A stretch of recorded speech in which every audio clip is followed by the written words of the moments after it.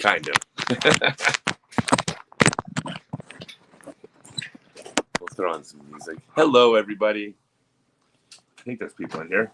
I don't quite have my glasses on, so.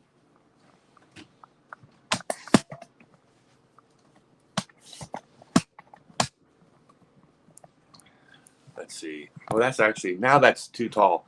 Hello, everybody. Let's see. Oh, wait. Now it's getting better. Oh. Whew. Now I need my glasses, and then I'll be set. That's it. Hello. Oh. Hole 15. What's hole 15? I have no idea what you're talking about.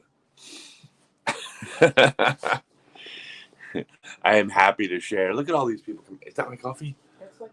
I'll need more coffee, but not right this minute. Well, good evening. Hello, hello, hello. We'll say some hellos to everybody, then jump in there. 37 people. This is just great.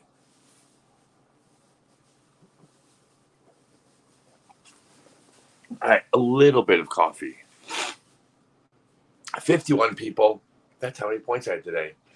So I played the Eagles Crossing qualifier today, and I mean it's like a who's who of like the best disc golfers in the world. I mean it was absolutely stacked, and I finished 11th place.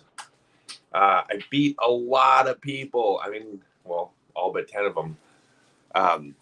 So that means tomorrow on my card in the quarterfinals, I'm playing against James Conrad, who beat me in the qualifier. I finished second place out of the 4 players on my card. And I'm playing against Calvin Heimberg and Simon Lizotte.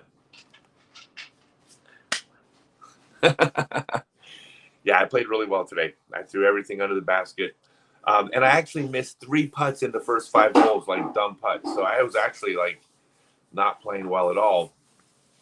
And, yeah, I ended up finishing 11th place. And I was only those couple putts away from being basically like in 3rd. But, I mean, everybody could name 2 shots they missed. So it doesn't really mean anything. Let me move this a little bit closer. Just my old man eyes are going.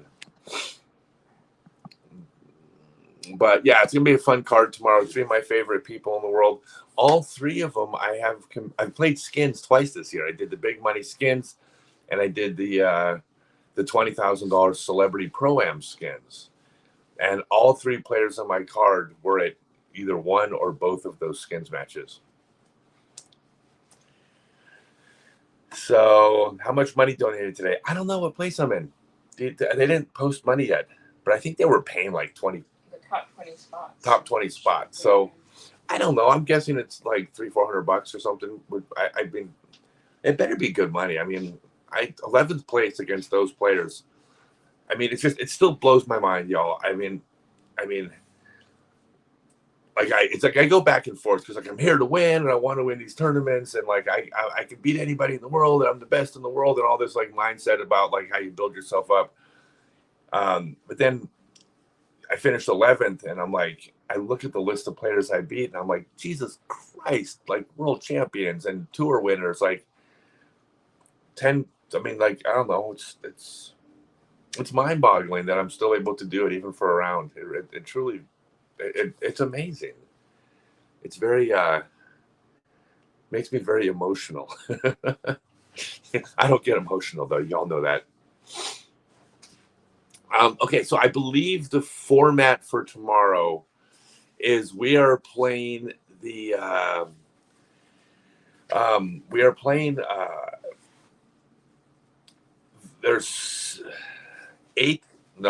12 cards.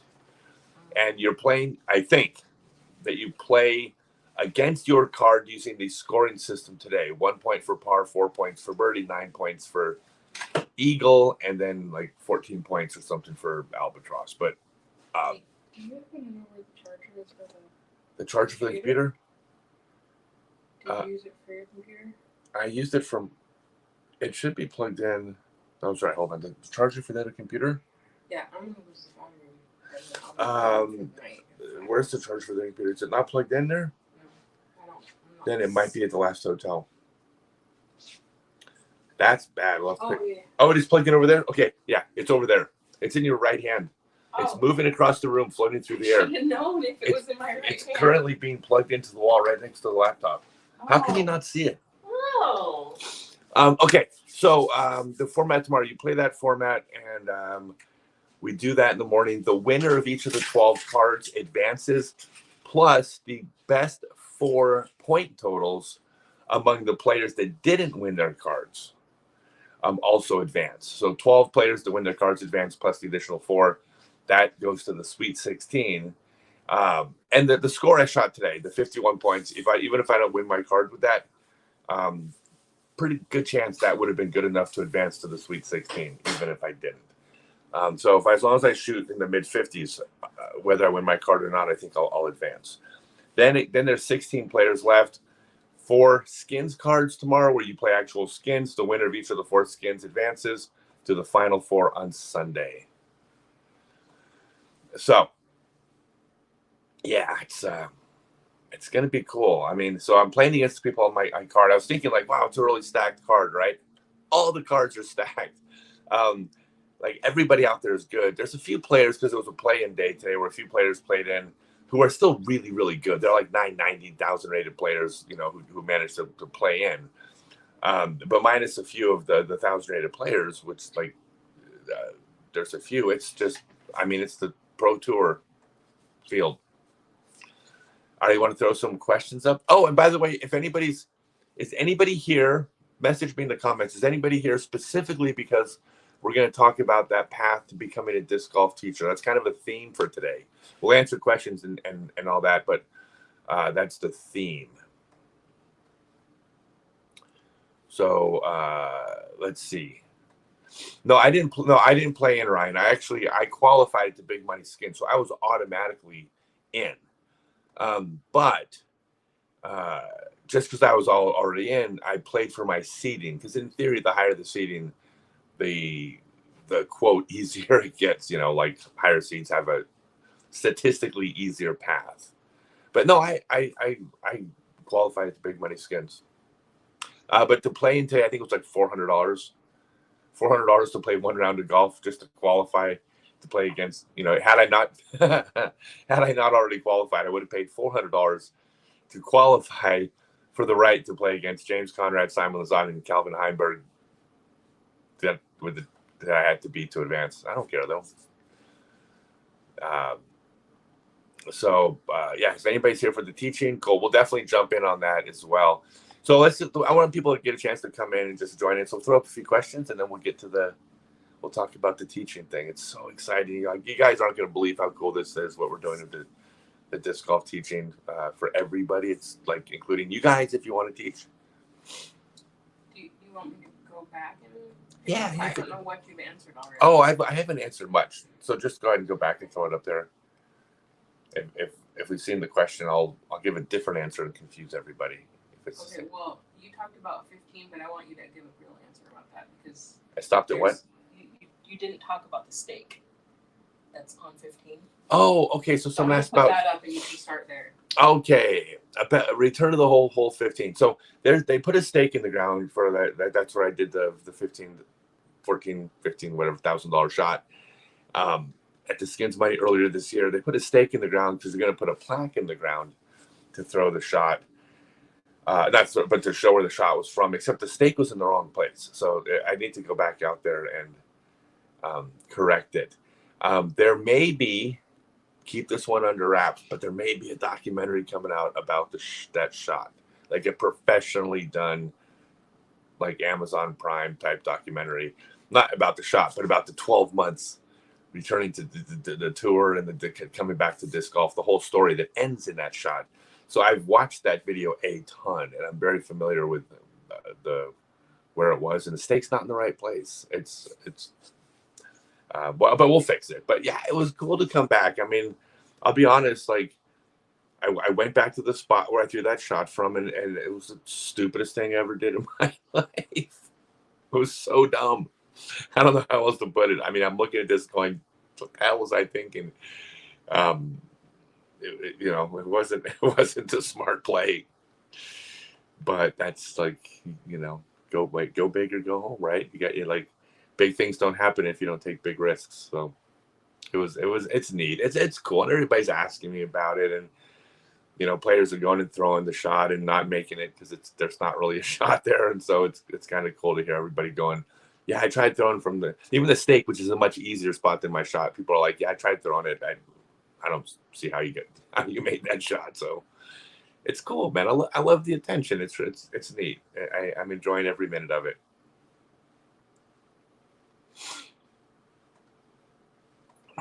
Let's see. The specific scoring system. So they couldn't make like a live scoring app because they would basically have to write an entire app around this scoring system because it's so unique. Is that what it was? Yeah. Yeah. So the scoring system. So as far as like how skins works or how? No, how this specific, like points. Is working. You need the coffee now? Oh yeah, I can definitely use some coffee. Thank you. So the skins works. So we played the scoring method tomorrow. There's 12. I'll kind of just rush through it. There's 12 groups. The winner of each card, based on that scoring system, not skins, scoring, advances to the semifinals in the afternoon, along with the top 4 scorers that didn't win their cards. 16 people advance to the Sweet 16. Then in the afternoon, you have 4 groups of skins, 4 players on each hole. And then the winner of each of those 4 groups advances to the final 4 on Sunday. And then in the final 4 on Sunday, it's going to be, it's me and then whoever the top 3, the other 3 skins winners.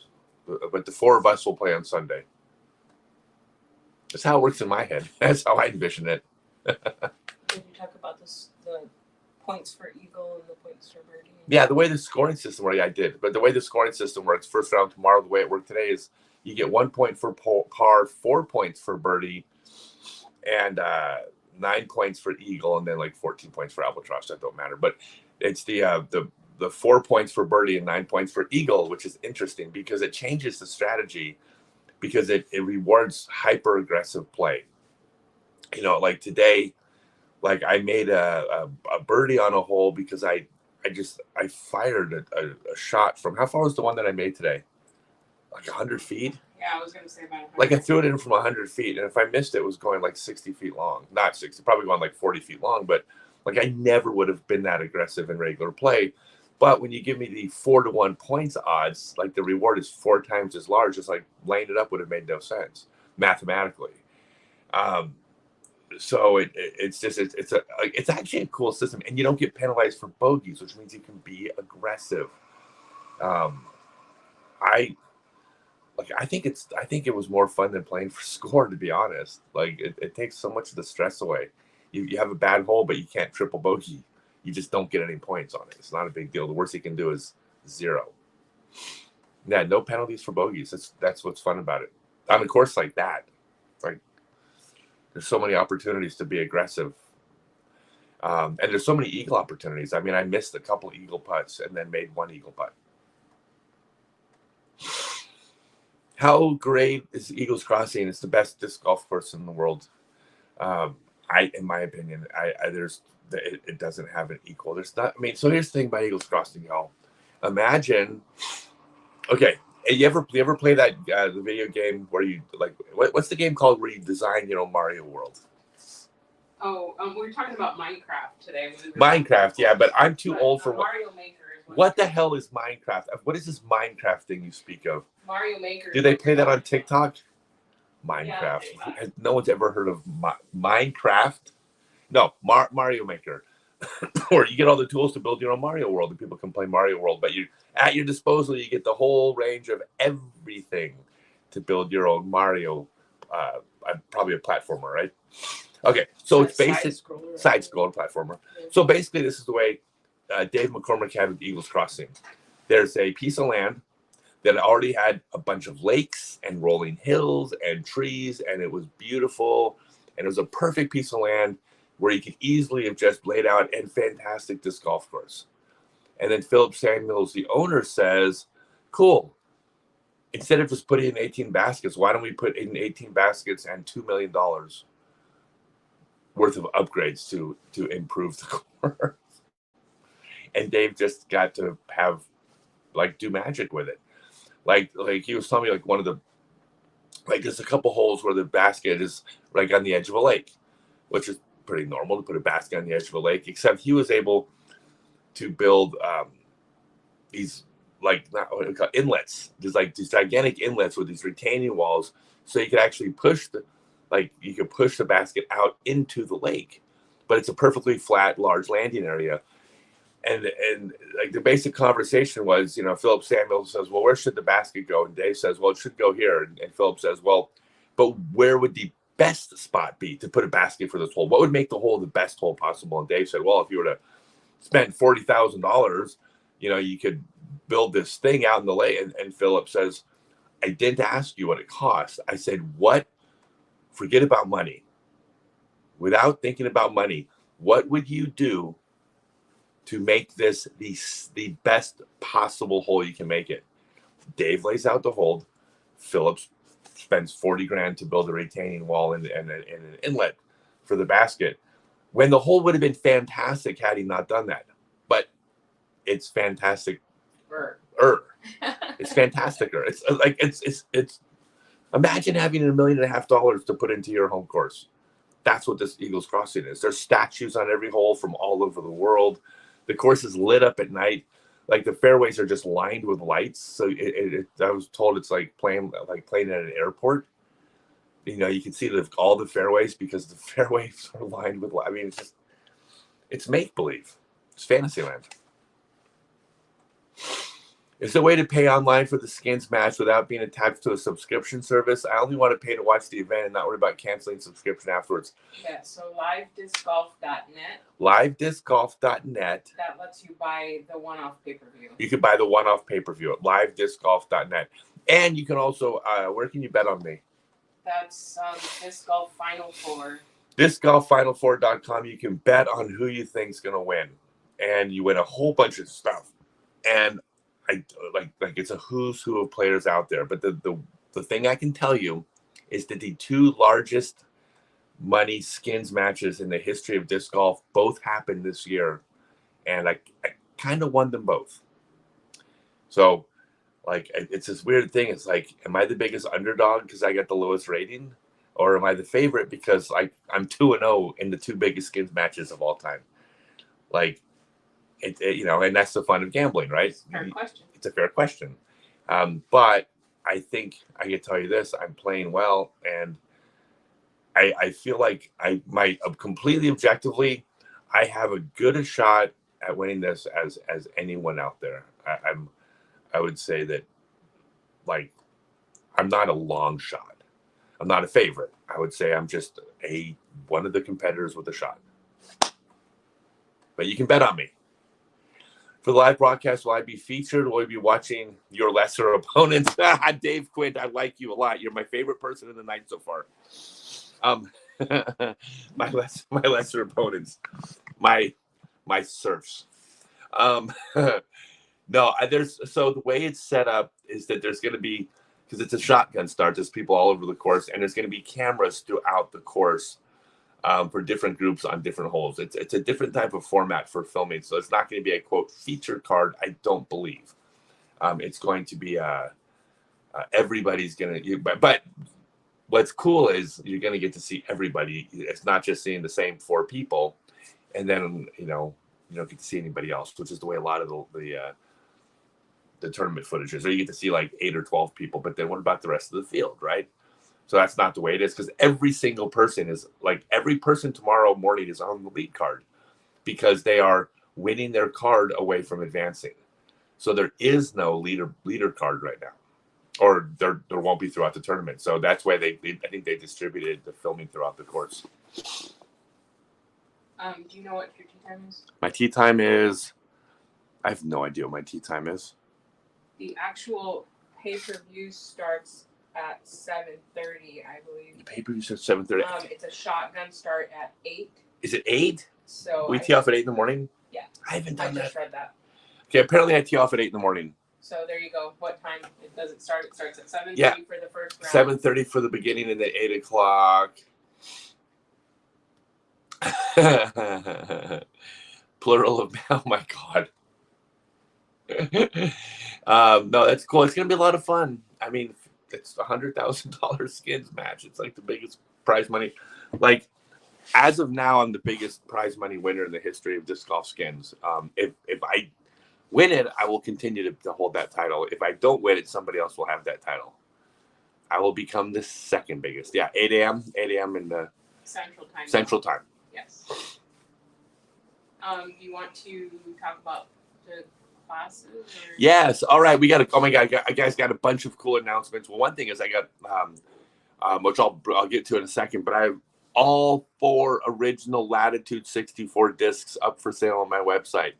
All first runs. You can buy any of the first runs, first 4 discs, which I'll get to. So if you're interested in the collector stuff, hang out. It's kind of cool. All right, so I've told a lot of you to check in and ask questions. By the way, keep looking for like teaching questions to come up in the recent. Yeah. Because I've been telling everybody to if you have questions about the whole teaching thing. So a couple things. I just launched a website called discgolflessons.com.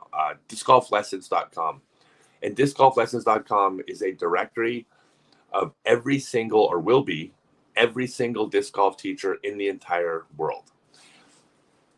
Now, that means professional private lessons. It means professional throwing clinics, but it also means beginners classes, online form reviews, birthday parties, corporate team building, special needs classes. Doesn't matter. If you teach disc golf, and this includes course pros and pro shops as well, with the training centers that they have, and it doesn't matter. If you teach disc golf in any format, you're going to be able to put your name up in this directory. It has nothing to do with, it's not limited to people that just teach my method or my teachers. This is everyone in the world. You list your name in the directory, discgolflessons.com, all the things that you teach, all the categories you teach in. And when someone is looking for a teacher in their area doing any of these things, they will find you and you guys connect and they hire you to teach, right? I mean, it's not an original, business model, but it's never been done in disc golf before.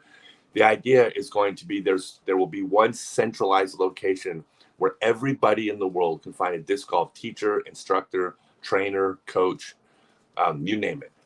By the way, we should include personal trainers in there too that are familiar with disc golf. We should add that category. We should have personal trainer. Yeah, I mean, anyways, I want this to be comprehensive. This isn't my agenda of like promoting my stuff, right? This is just when people post to Facebook, hey, I'm looking for lessons. Where can I find somebody? Yeah, well, here's the place. And not only is there a place, but it'll have reviews. See, and you can read like about who you're hiring. And anyways, super excited about that. If you already currently teach disc golf, put your name up on that in that directory right now. Oh, by the way, it is you have to pay to list your name, but I made it so if you do the enhanced listing, it's 6 months free. That way, I can be building the site and building the audience and marketing the site, and you're not having to pay while I'm in the process of building the audience. Somebody reported that they listed their directory and they've only been on it for 3 days. They've already gotten contacted by a potential company. Oh, so someone, so no one even knows the site exists yet. Someone's already gotten contacted. Cool. Yeah. So the idea is a catch-22, right? I can't ask you to start paying to list your name on the site because I don't have the audience, but I can't advertise the site with focused teachers on it. So that's the idea. So the first 6 months are free. After that, you decide once you see how many students are coming, if you want to keep paying. It's like $5, $10, or $20 a month, right? I'm not going to gouge you, but a big portion of that money that you spend is going to go towards marketing the site to bring you students. So it's really neat. Now, if you've never taught disc golf before, this is what I'm even more excited about. So I talk all the time about the Stokely disc golf method. Some of you have come to my seminars, taken my classes, taken lessons. If you're not familiar, the Stokely method has nothing to do with a method of throwing. I'm not teaching a method of playing disc golf that's any different than any other disc golf instructor, touring pro. Like, we all agree, and if 95%, we would agree on the correct way to throw. This is the right form, this is wrong form, this works, this doesn't. The method is the teaching method that I've developed to teach people to get there, and it is different than anyone else in the sport does, because I don't teach the end result, right? The way I teach is, in my experience, if you actually walk through and like the actual steps of plant your foot here, shift your weight there, drop your shoulder here, switch from heel to toe there, rotate there, pull the disc here, follow through right there. I don't believe that works. And many of you probably have experienced this. You will go watch a video on YouTube, you watch a slow motion of a pro throwing. You could swear you're mimicking their moves exactly, and yet the throw doesn't go 500 feet on a line. I don't believe the end result works. So the method that I have developed after decades of doing this, it takes every person from wherever they are, step by step, following a process to get there. And you do this first, and when you do this first, then you add this layer. Then when you have that down, you add the next layer. But it's a step by step get there. And there's even some turns along the way where I have players do things that are incorrect.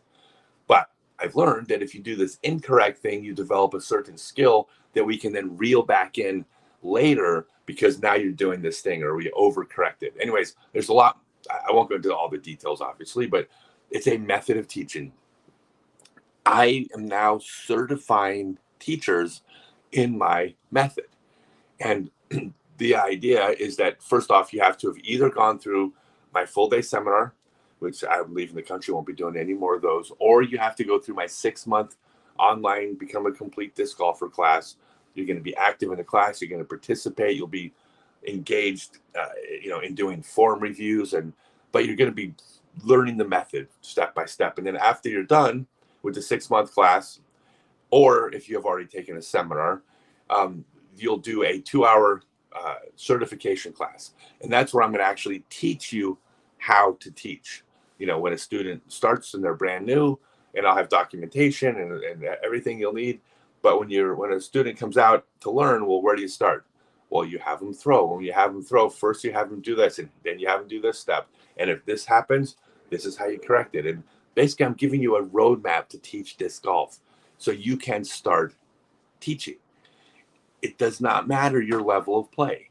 The ability to teach and the ability to do are independent things. Now, in the real world, a 1,000 rated player is less likely to take a lesson from a 850 rated, teacher, certification or not. Doesn't mean they're not qualified to help, but it's human nature. But that's a very small group of people. The vast majority of people out there aren't those people. They're beginners. They're people that haven't been playing a long time. They're recreational players, or maybe they've been playing a little while, but they're not 1,000 rated pros. They're just players that want to get better. You will have the skills to teach them after the certification class. Then after you've taken the class, by the way, I'm also going to teach you how to run a clinic, how to teach the kids classes, how to go to a school, how to teach a special needs class, which, by the way, that doesn't pay nothing. But how to do online form reviews, how to do virtual lessons. Like, that's all included, so you can have all the skills to be able to teach. Then, when you are on scottstokely.net, in addition to all the things you teach, you'll be able to put a certification that says you're a certified Stokely method teacher, which means, number one, you have certification, which increases the chances of you getting hired to teach. And number two, you get to use my name, because I got a pretty darn big following out there of people that have,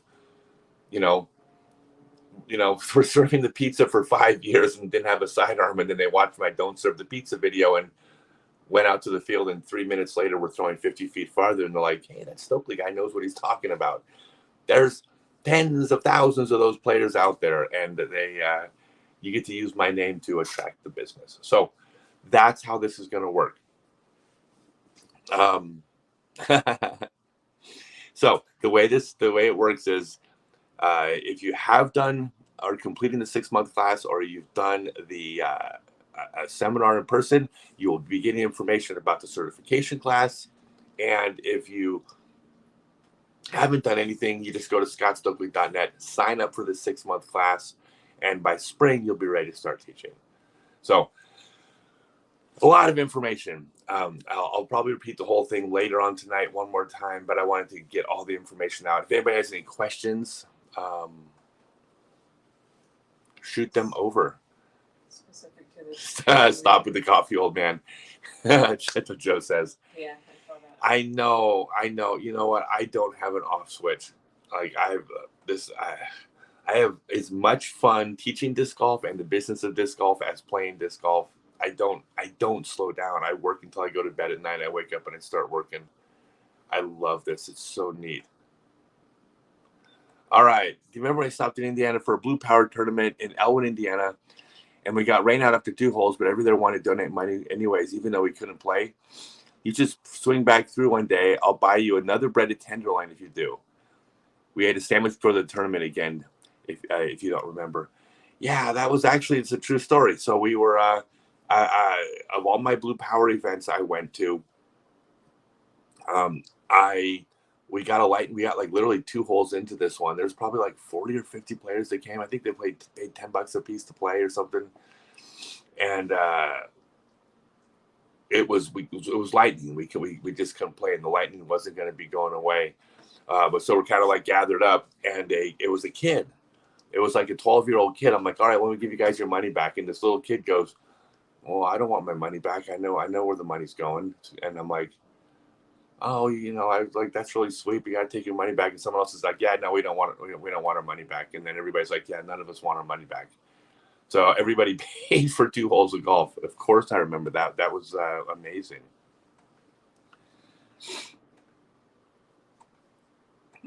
Do I play glow disc golf? I have played a lot of glow disc golf. I have not played a lot of glow disc golf recently. I'm usually, the last couple of years I've been so busy with work. It's like I don't play a lot of fun golf. It's all tournament play and training, and then working. See, so here's, just so y'all know, where like this is where my energy comes from. It's mostly not from the coffee. It's anxiety over the fact that I kind of, a couple of years ago, quit my big software sales job and took off to hit the road to play disc golf again at 51 years old with no money in my pocket, like $200 in my pocket, and not having a plan for what happens when I'm 60, other than I've got a decade out here to actually build something so I can actually be okay when I'm older. So a lot of this is anxiety driven, not the bad anxiety, but I work really hard because I'm afraid of not succeeding. So I'm not doing a lot of fun stuff because the business has to come first right now. I know, boring, right? Actually, I'm doing a fair amount of fun stuff, but those are like intentional. I need to not work for the next 4 hours. Let's go find the world's largest ball of twine.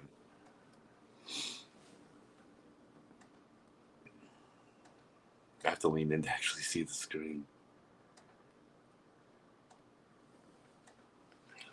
Oh, could Eagles Crossing be the Augusta of the disc golf world? It will be, yes, sort of. It's going to be better than Augusta because it's disc golf. But that is the best analogy. I mean, it's the Augusta of disc golf, but without the exclusivity, but with all the majesty. That is what it'll be. Okay, here I got something. We got all those latitude discs, right? Well, yeah, that's what I'm working on in the back. Oh, you're working on the back end. Okay, so she's working on that because I got all 4 first row latitude discs for sale up on my website. The live streams are free, but I'm always going to give you something new to buy because it's a business. That's what you do. Let's see. No, you're good.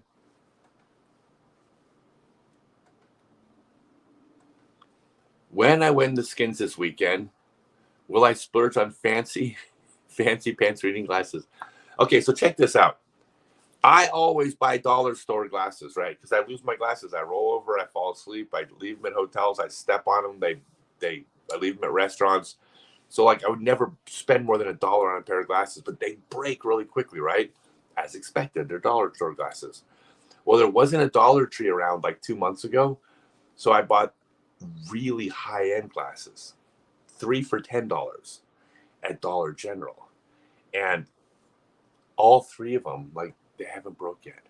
So it turns out there's a massive difference between $1 pair of glasses and a $3 pair of glasses. But why would I upgrade? These are perfect. And I look sexy AF on them. Look at this. I look pretty smart, right? That was almost a Schwebby face. Schwebby face? Mm-hmm. I love Schwebby. Can you ever see DGPT played at night on a course that's lit like Eagles Crossing? I don't see a night golf. Oh, the only thing I could see with night golf would be, and there needs to be continually like creative thinking here. There needs to be more of that.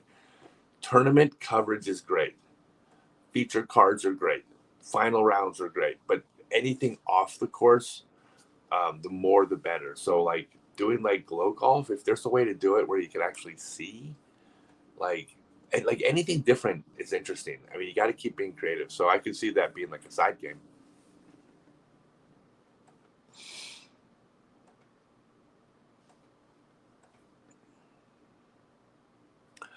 Been working on your distance. Just can't break more than 310 feet. Form is good. Just not sure what I can do to improve it.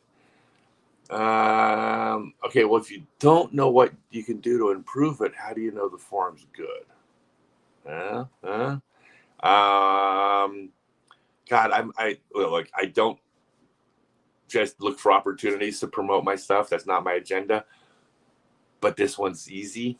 My 6-month online Become a Complete Disc Golfer class. One of the things you get is an unlimited number of professional form reviews. Throughout the class, you're constantly shooting video myself. I have 5 paid trainers currently working for me that have all been trained in my method. They're unbelievable. Like several of them are touring pros, and they're unbelievably good teachers. And you have an unlimited number of form reviews. That's the only answer. Like there's no trick. Like I'm only throwing this far. What can I do? Oh well, you need to do this. That's kind of like the clickbait you'd see on the cover of Golf Digest magazine. Like the one trick that'll make you a good putter or something like that. It's like there's no such thing. It's about having proper form. There's so many things about your form.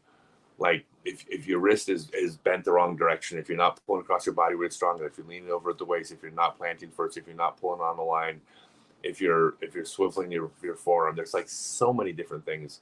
Every one of them takes distance away. There's no way to tell you which one without the back and forth form reviews and then correcting it. So sign up for my class. Sorry, I'm not trying to answer your question with a sales pitch, but it's the correct answer. Any donations to charity this go around? Yeah, all of my money from today at whatever I won today during the qualifier, which I finished 11th, so I'm pretty sure I should get a good chunk of change. That's going to Hope for Autism. Any skins money I win is also going for Hope for Autism. If I win any bonus money, that's going to Australia with me. But any of the skins money and all of my prize money from today goes to Hope for Autism. I actually just messaged them today, and the director of the organization messaged me back. They're on vacation in California with the family, and actually messaged me back, and we're excited.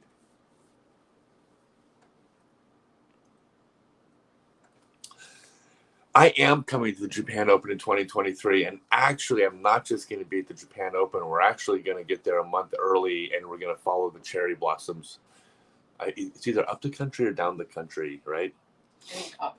It's up the country? Yeah, because it starts It's spring. Yeah, we're going to do like a tour of the cherry, like all the best cherry blossom viewing. Adriana's a huge anime fan, and that's, if you watch anime, it's like that is, well, that's cherry blossoms are part of every background, right? Pretty much, would you say?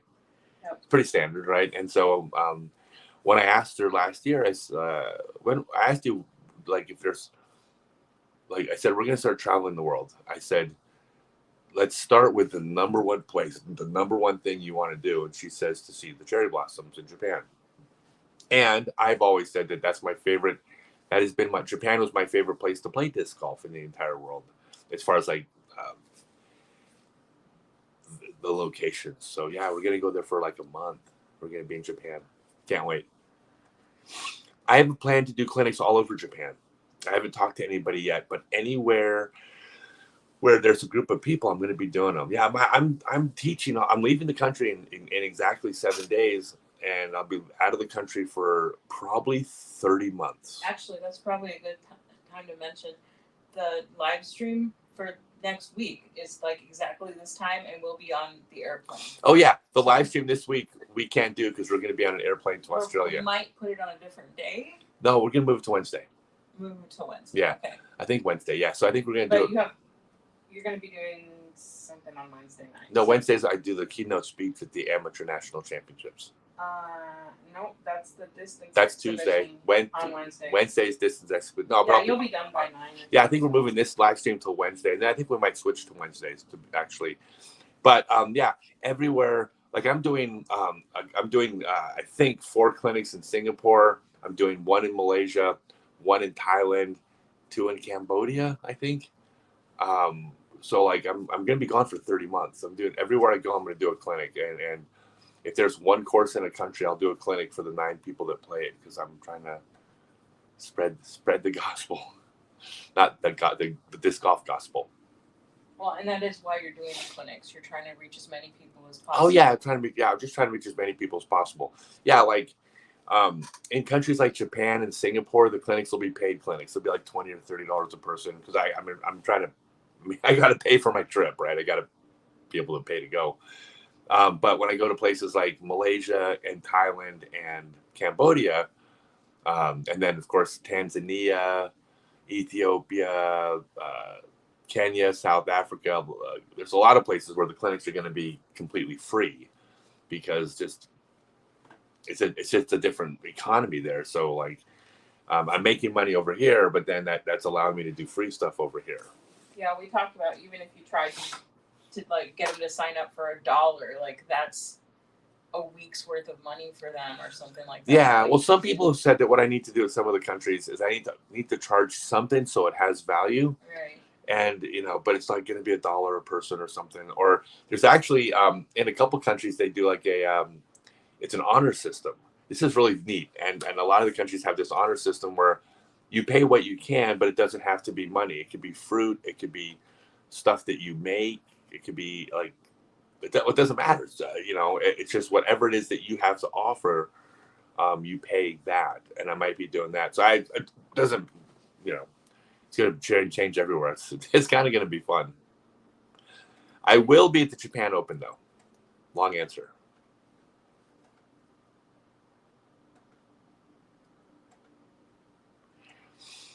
You have a president of a newer club in the rural area.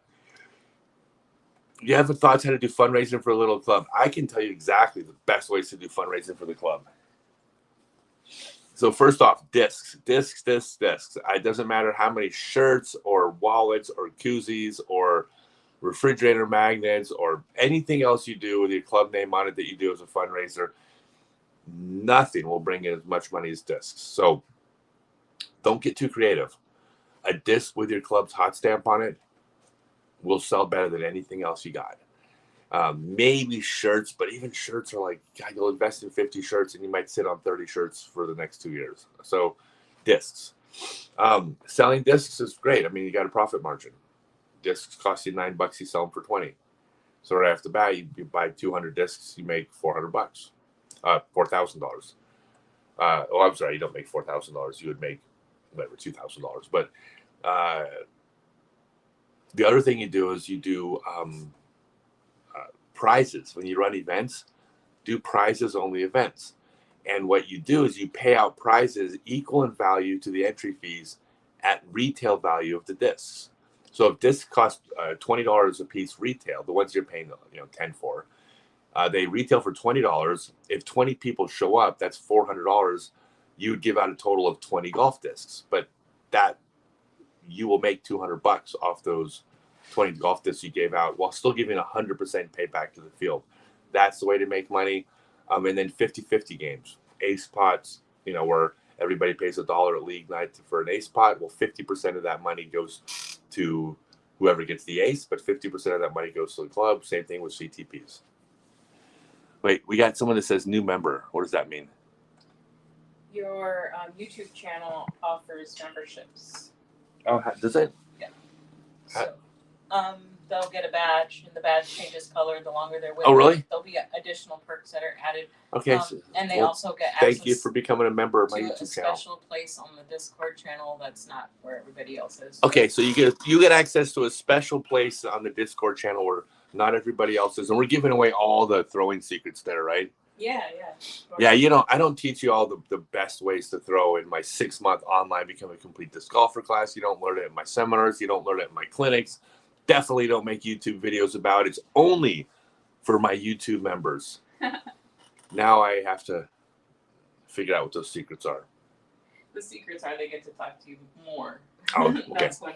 So, okay, I might have exaggerated there a little bit, Christian, but thank you for joining.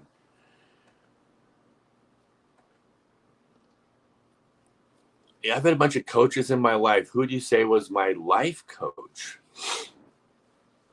Okay, so, wow, I'm going to get deep here for a second. That's a good question. It's a great question, and I'll get deep. So I didn't have a life coach. I had life coaches.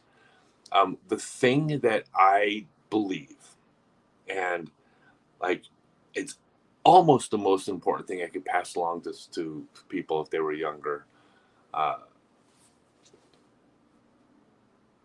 What I did was every single person, actually I still do this. Anybody that has something I want, I go to them and make them show me how to get it or how they got it. You know, if someone's successful in business, I attach myself to them to learn business. If someone's happy, I attach myself to learn happy. If someone's calm in stressful situations, I figure out how they stay calm. If someone has a great relationship, I figure out how they can have like how their relationship works, right? If someone's a good parent, well then, and I think they're a good parent, how do you parent? But you figure out, like, when someone has something, then I think the tendency a lot of people have is to resent those people.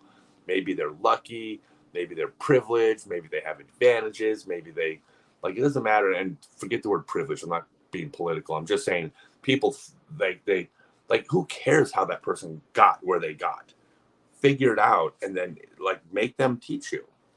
I'm the best at marketing as far as the disc golf touring players, hands down. I have more knowledge, more experience, more skill. I'm better at marketing myself, my brand, than anybody.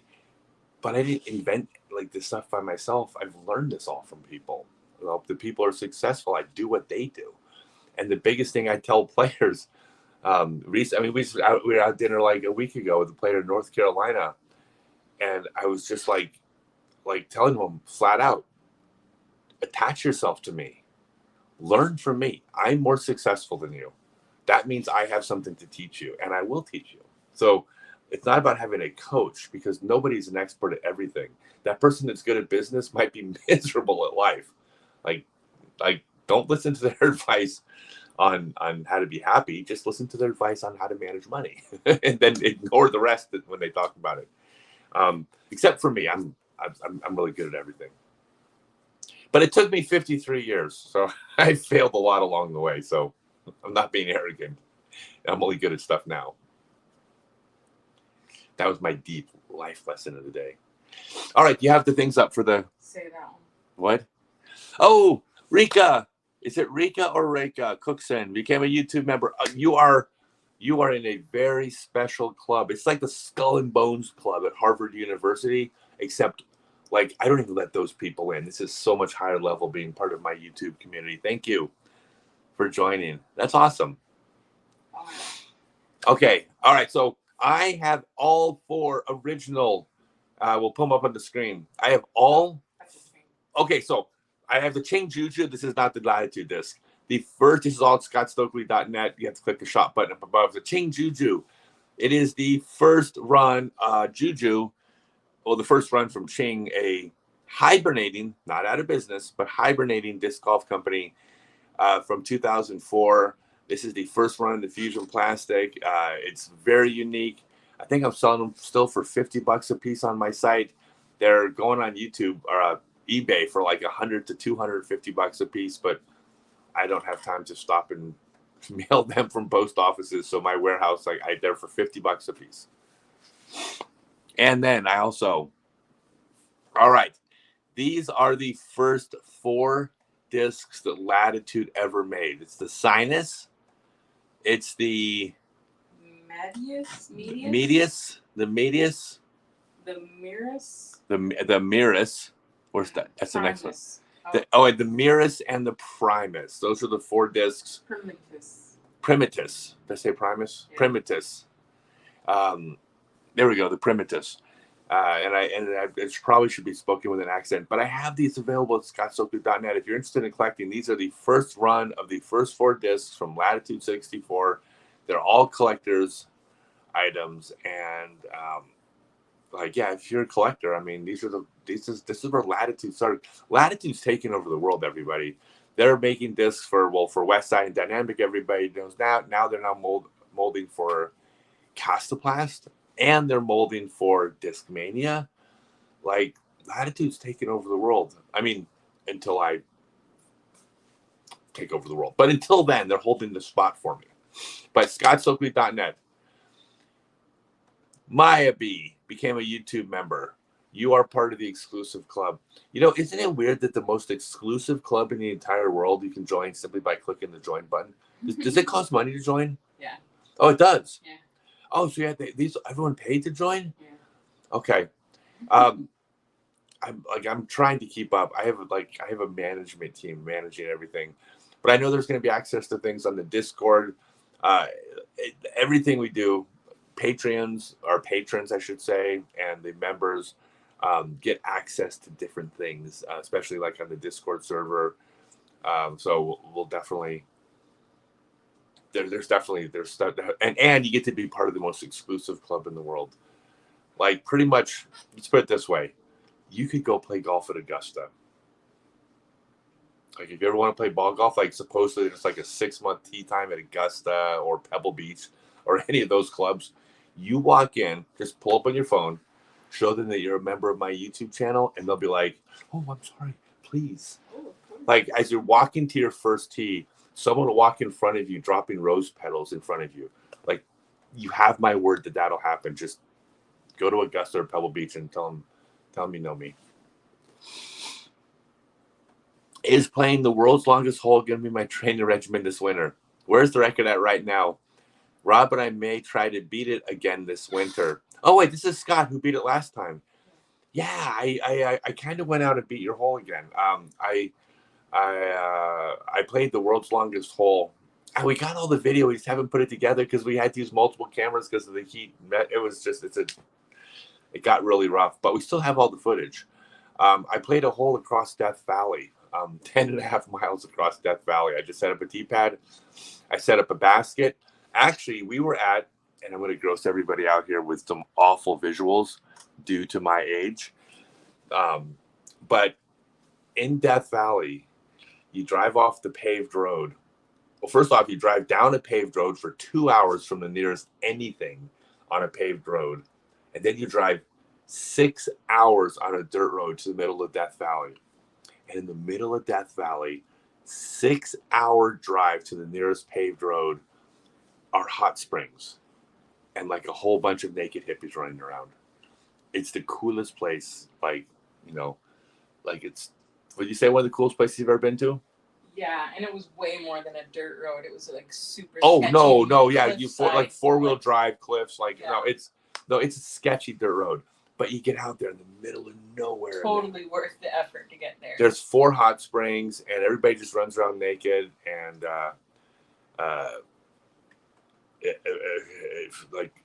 people, families, but there weren't like a bunch of like frat boys and frat girls there. No offense, frat boys and frat girls, but it wasn't like that. It was just this real surreal desert community, like oasis. Anyways, I set up a basket right next to one of the hot springs, next to all the naked hippies. We got in our car. We drove down a dirt road, 10.5 miles.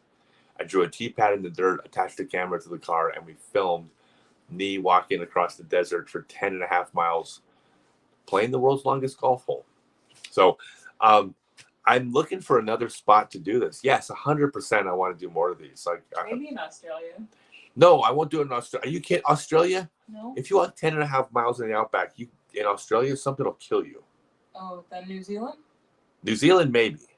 New Zealand for sure. Nothing will kill.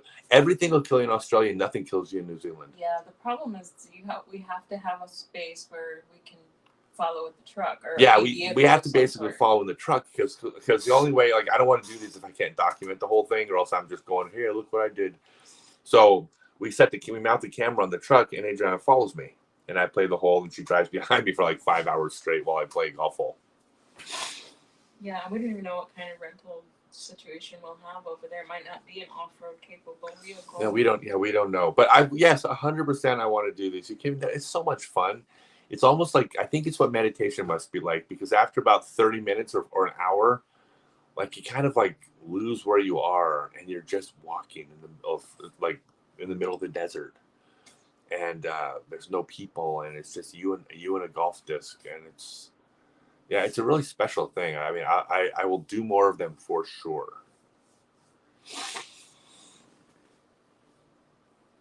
We have money and city approval to put in a new course, an hour and a half south-ish of Eagles Crossing. If you're free next week, we're putting in whiskers for the course layout. You would love to have my expert opinion. I really appreciate that, but I am leaving Eagles Crossing after the tournament. I'm giving the keynote speech at the National Disc Golf Championships in a couple days after Eagles Crossing. I'm doing a couple demos out there, and then I am getting on a plane, and I'm leaving the country for the next 30 months. So I can't. I appreciate the offer, but I will be 10,000 miles away. When you did your live signing with the new 2 discs you sent me for my individuals, thank you so much for that. My guy Scott absolutely loved it and hung it on the wall, saved it for his birthday. Oh yeah, I remember that. Yeah, no, that's so happy. I'm happy to hear that. That was really fun. Yeah, that was really neat. So, do you see the little icon there next to the name? Yeah. That's the member badge. Oh, that's the member badge. Just so you know. Well, hello. That's new for you. Member. Thank you, member. All right, this is all new to me. What software am I currently using form reviews for your students? Wonder if you had a chance to check out the OnForm app for video analysis. Okay, so I'm familiar with different apps for video analysis. Now, I won't go into too much depth here because I don't want to like bore everybody. But here's the thing: there's too much, in my opinion, there's too much hyper analyzing of disc golf form. Here's the problem: every single person's body is different. Every single person is a different shape, is a different size, has different amount of muscle mass in different areas. They have different flexibilities. They have injuries. They have scar tissues, different ranges of mobility.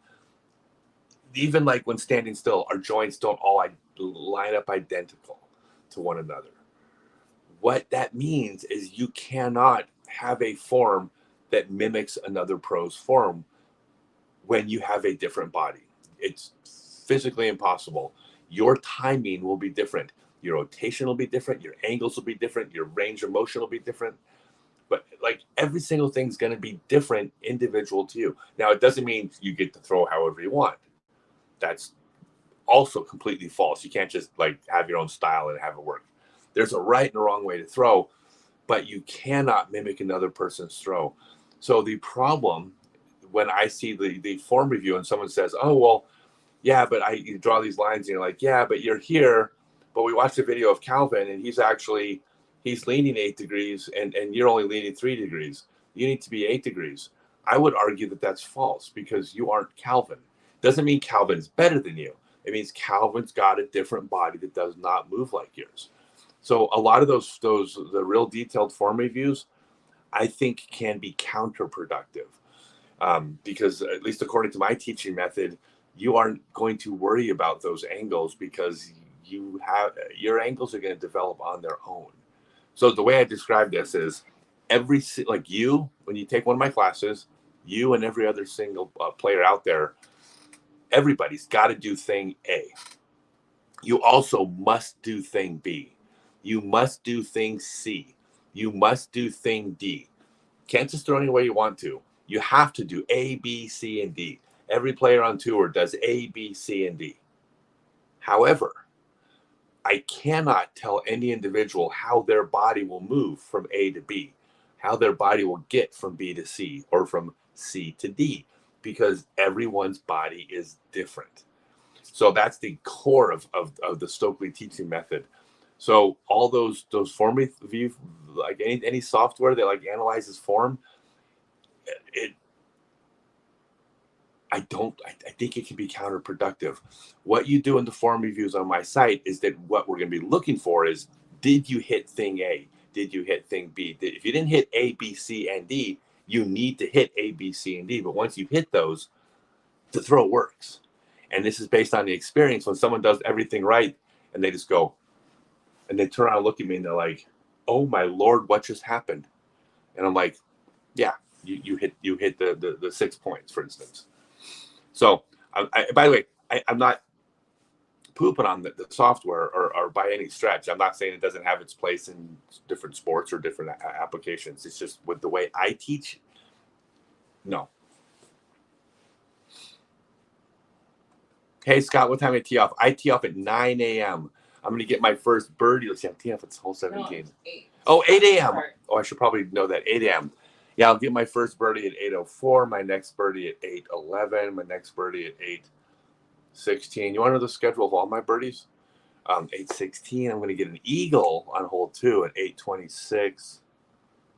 Something like that. Sounds good. Yeah. How long am I going to be internationally traveling? 30 months, I believe, as of right now. My plan is to do the Euro Tour next year and the year after. It literally goes up every time you answer the question. Every time, well, because I keep thinking of all the places I want to go, because I keep thinking it's going to be 24 months, but the 24 months, I could come back here, but I still haven't been to Patagonia. Yeah. I got to go to Patagonia, and then after Patagonia, I can always come back here. Oh, but I've still never been to Antarctica. We're going to go to Antarctica, too. That's going to be in a couple of years, though. So, yeah, I don't know when I'm coming back. The world's big. If I can afford to keep traveling, I don't know. I don't know when I'll be back. 90 Mile Beach on the North Island of New Zealand. If there's a beach that'll let us do it and let us drive on the beach, I am absolutely into doing another one of those beach holes. That was so much fun. That's so true. My individuals don't have the same form as me, and I'm trying to change them because I don't want them to hurt themselves just to make minor adjustments. I just don't think it's right. Like it's here. Let me give you an example. And this is just theory, but I'm really confident in this. I saw this thing one time where there was someone was trying to train you to have the perfect golf swing. And so they put a sensor on the person's feet, on their knees, on their hips, on their shoulders, on their elbows, on their wrists, on their chin. And the idea was you stood in front of a computer or a back screen and there was a camera on you and you swung the club. And then they would put your swing up next to the correct swing, and they would tell you where your swing was off. Oh, your hips needed to go a split, whatever, 4/100ths of a second earlier here, and your elbow needed to be 2 inches higher here. And I'm like, that cannot possibly be right when we all have different bodies. Like, there's a right way to swing a baseball bat, but every hitter looks a little bit different. There's a right way to swing a golf club, but every golfer looks a little bit different. There's a right way to throw a golf disc. Everybody's going to be a little bit different. To me, teaching in sports comes down to one thing, which is knowing what things you must do and what areas you allow the bodies to be individual. And the minute you can separate those two things, like what you can accomplish teaching disc golf it's so next level. I'm very this is, by the way, I'm a nerd about this stuff. I'm very passionate, if you can't tell, but I love teaching. Monday night glow round, mid-range and putters only, North Austin. We will be in, I think we're going to be in Dallas on Saturday night with your son, right? Yeah. Yeah, so we got family obligations on Monday. I'm not going to have any time to play. I don't have any time to play for fun. I'm not dismissing the wonderful offers people give me, but I don't have we've been trying to watch Blade Runner for 3 months, and it's we don't have 2 hours, literally. I'm a great inspiration. Thank you all you do. Any of your older disc golf pals go through hip replacement surgery? and how it affected their game, asking for a friend. Yeah, so yeah, anything related to injuries, I completely stay out of, because I have this pet peeve against people who are like, "Oh, I took a class in something, so now therefore I'm an expert at physiology and kinesiology and anatomy." I don't know. I think people overstep their knowledge base a lot. So I don't do that when it comes to injuries. What I feel is that if you do certain things which aren't going to hurt anybody, and you allow your body to move the way it will move in the proper way. Like it just will. And so when it comes to hip replacement surgery, I can't tell you how that's going to affect your game. I mean, excuse me, your friend's game. But what I can tell you is that if you plant your foot first before you start to rotate, that's what's going to give you snap. When your hips actually turn, are going to be up to your hips or your friend's new hips. And then if you just allow that to happen while following the rule, planting first, the hips will go at the right time. They automatically will. And you shouldn't be injured playing disc golf. Disc golf shouldn't injure you. By the way, it's a sample size of one, but I'm a fantastic case study. I still throw backhands farther than 80% of the kids on tour, and I throw sidearm farther than 99% of the kids on tour, still at 53 years old. And I have zero injuries and zero pain when I play.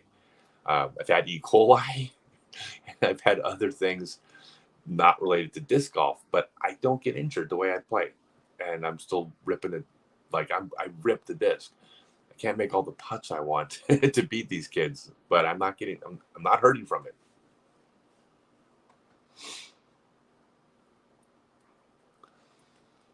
We've spoken about me making a trip to Maine. Could try and plan a date in a year. If we did, we'd be talking like 3 years out.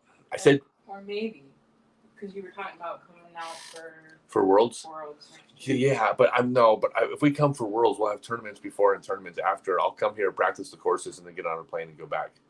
I will not have extra time when we're here. So no, there's no way I'll have extra time. So it's going to be very far in the future. Excited to sign up for your upcoming online class, become one of your coaches. Awesome. I love it. I can't wait to have you. The start date next month, I believe it'll be the third week of November. 22nd. The 22nd of November is when the next class, the November class starts. You want to talk about those discs again? Yeah, I have every single Latitude 64 disc at my website right now. I have every of the first 4 Latitude 64 discs, first run, up at scottstokely.net. Click the shop button up above. It'll take you to my store. I've got So what we were told is that in order. Primitus. The Primitus came first. Medius. The Medius came second. Mirus. The Mirus came third. And the Sinus. The Sinus came fourth. Maybe? Sinus. It's the Sinus. Oh, no, that was Italian. Wait, no, Sinus. The Primitus is. The Primitus. An overstable It's driver. An overstable driver. Well, no one's going to be throwing these. These are wall hangers. But the Sinus is what is it? The putter. The Sinus is the putter. And the Medius is the Medius is the mid-range, which you probably could have guessed. I'm sure that's a Latin term. And so these are all available. Also, check out the Stokely Universe discs. Do you have a picture of those? Oh, do we not have any up here? No, I just figured I was in a hurry. There's one in your backpack. There might be. All right, so and I'm gonna miss being in the U.S. too. But yeah, so sign up for the class. By the way, if anybody's just tuning in right now, if you sign up for my 6-month class, afterwards you can get certified to be a Stokely Method teacher. Discgolflessons.com is a listing. It will be a directory of every single disc golf teacher in the world is going to be on there, and you'll be able to be on there with a certification, which means you'll get more business, and plus you'll know what you're doing. I'll teach you how to teach. Like, I'm building this thing out. Like, the teaching thing I'm doing, like, honestly, like as much as I'm trying to compete, as much as I want to win, like my focus is teaching disc golf. I want to be the best disc golf teacher. I want the best education out there. I want everybody playing at the highest level, first and foremost, but also not getting injured, second and foremost, maybe first for a lot of people. So the teaching thing is my focus. I've dedicated my life to being the best teacher, and now I want to teach the best teachers, and it's going to be really exciting. We're going to change the culture of the sport. Oh, yeah, I got it. And I got Tour Series discs available. This is the Lutz with stall flight numbers. It's also a collector. Well, it would be a collector's disc, except that I have 3,000 of them. 3,000 Lutz with the wrong flight numbers on them. So, like, if they'd only sent me 100, then they would be collector's items. But because I have 3,000 of them, I would argue that if you buy a Lutz, it's probably not worth more than the price of a regular Lutz. But that's not how collectibles work. Collectibles are collectibles because you collect them. Some people are going to throw them, and then they become like, if you open a baseball card and put it in the spokes of your bus, it's worthless, or it's used. So it's you save it. Yeah, you save it. Yeah, on the wall. It's not. I know, but I this is my sales tactic. Is I establish credibility by downplaying the value of some things, and then when I tell everybody that those Latitude 64 discs are going to be worth a fortune someday, they'll all believe me. Oh wait, is that recording? Still. Okay.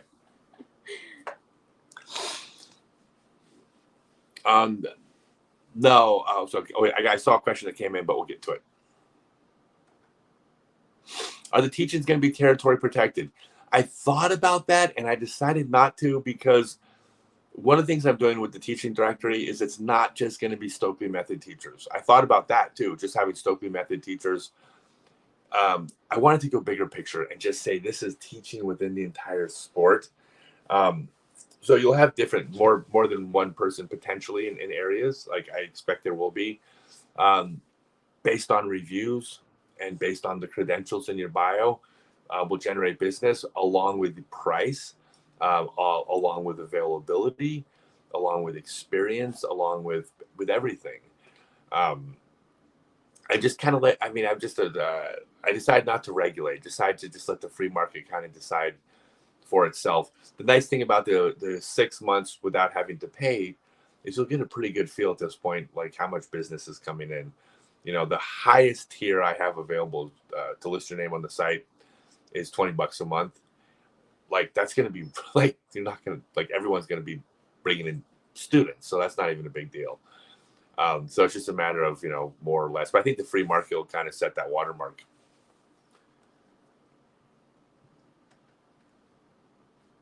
Plus it's a misprint. Thank you. It is a misprint. Yeah. I think it's neat. I love the misprint, but when it comes to collectibles though, I know as far as collectibles, I mean, if you're collecting something, there's two types of collecting. It's collecting things that are fun that you collect and you're not thinking about value whatsoever, in which case this is neat. It's a misstamped disc and it's one of my tour discs. If you're looking to make financial investments in your collector's disc, that's what I'm saying. It's worth exactly what it is at retail. Today. I'll keep correcting you. My dad's a big collector. I have to wrap my head around those things to make me feel better about maybe he's a hoarder, maybe he's still just collecting. Is your dad a collector or a hoarder? Here's the rule of thumb. If you don't know if someone's a collector or a hoarder, they're a hoarder. No, I think there's a line, because the line would be like it's organized, right? Like when it's just taking over the world inside of your Are you suggesting your parents' house is organized? No, I'm his collectionist. Oh, okay. I was gonna say, I've been there. Yeah, I know. It's not so organized. No, in the areas where there are children, nothing is ever organized. True. Yeah. Children. So what you're saying is that children ruin everything. Oh, yeah. They are the future. Children are the future of disorganization. Unless you bring them up right. Oh yes, Flying Girl. I cannot wait to go to Singapore. Like there wasn't really anything disc golf related in Singapore. There was no tournaments there, but like we're not going to be in Malaysia and not go to Singapore. I mean, I've seen pictures. Even the Singapore airport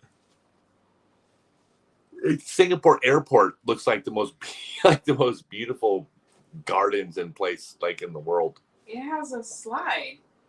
There's a slide at the Singapore airport to get to your terminal. You can take a slide, like any place that has a slide. Like I used to have a slide in my house. I put a slide from the upstairs or from the downstairs into the basement for my daughter, so she wouldn't have to take the stairs. I installed a slide. And then when I was at Ben Askren, MMA fighter Ben Askren's house, I got to go on his slide from his living room down to the basement. So slides are like, yeah, the minute you don't like slides, like you're old. In fact, here's my theory. I'm going to give you all one of my life theories. So people say like when you get old, oh, you die of heart disease or, the big C or like, whatever, things kill you. But sometimes they say you die of natural causes. Well, that doesn't like ring true with me. What do you mean natural? There's nothing natural about dying. Being alive is natural. Dying isn't natural, but you can't identify the cause of the death. Here's what I figured out. Here's my conclusion. When someone dies of natural causes, it happens the night after farts stop becoming funny. Right? Like the minute someone farts and you're like, it's just a human bodily function. Like you die that night. No? Okay, prove me wrong. I'm not dead. I'm sticking to my right, and because farts are still funny. Farts are all. There's two things that should always be funny, and one of them's become illegal. Unbelievable. Okay, I'm gonna rant here. I think I ranted about this a month ago. The day that you want you want evidence that America is in a spiral? Because like, is it just subjective? It's just because I'm getting older that I think it used to be better in the old days. I got proof. The day that streaking became illegal was like the tipping point on our country going the wrong direction. Streaking, like somebody ripping off all their clothing and running around a baseball field in the middle of a game, is the greatest thing a human can do in the world. Like, there's no higher level to like being awesome than streaking in front of 50,000 people. The day streaking became illegal is like, that's the day when we turn the corner. Okay, I'm over it. Not really over it. But so the point is, streaking and farting, as long as you find those funny, you'll live forever. Oh, so it's the streaking that's keeping me alive then. Yes. My goal is to learn a coaching problem, become one of the top coaches, and travel the pro tour, teaching the growing fan base across the country. I will help you in every bit of that. The thing about teaching disc golf is teaching disc golf. Like once you take my class, my 6-month class, learn how to teach disc golf, and you get good at teaching disc golf. This is like trade work, which is like a plumber or an electrician or a mechanic. They charge $100 or $150 an hour. It's like, well, that's a lot of money to pay someone per hour. Well, but that's because they in a 40-hour week, they don't have 40 billable hours, right? They have a small number of billable hours, but that time from that level of experience is high level. When you become good at teaching, it is a very lucrative thing per hour. Now, whether or not you can generate 20 or 30 hours a week at that pay becomes a challenge because there's competition and there's only so many students in the day that you can teach. But your actual time that you're getting paid to teach those classes is high level. Like it ain't chicken feed by any stretch.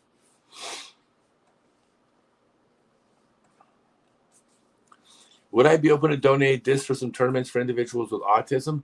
It's hard to ship discs. If you're going to be giving away prizes, well, first off, I would be. Yes, I can ship you some discs for sure. But if they're going to be prizes for players in the tournament, the not on the spectrum players, like if you're doing a fundraiser tournament that raises money for an autism or special needs organization, the best thing I can donate is books. Because I can donate the print books. I can also donate codes to download the audiobooks. Now, if it's actually for the players with autism, just reach out to me. I will always support anything in the special needs community in some way. For sure, just reach out to me.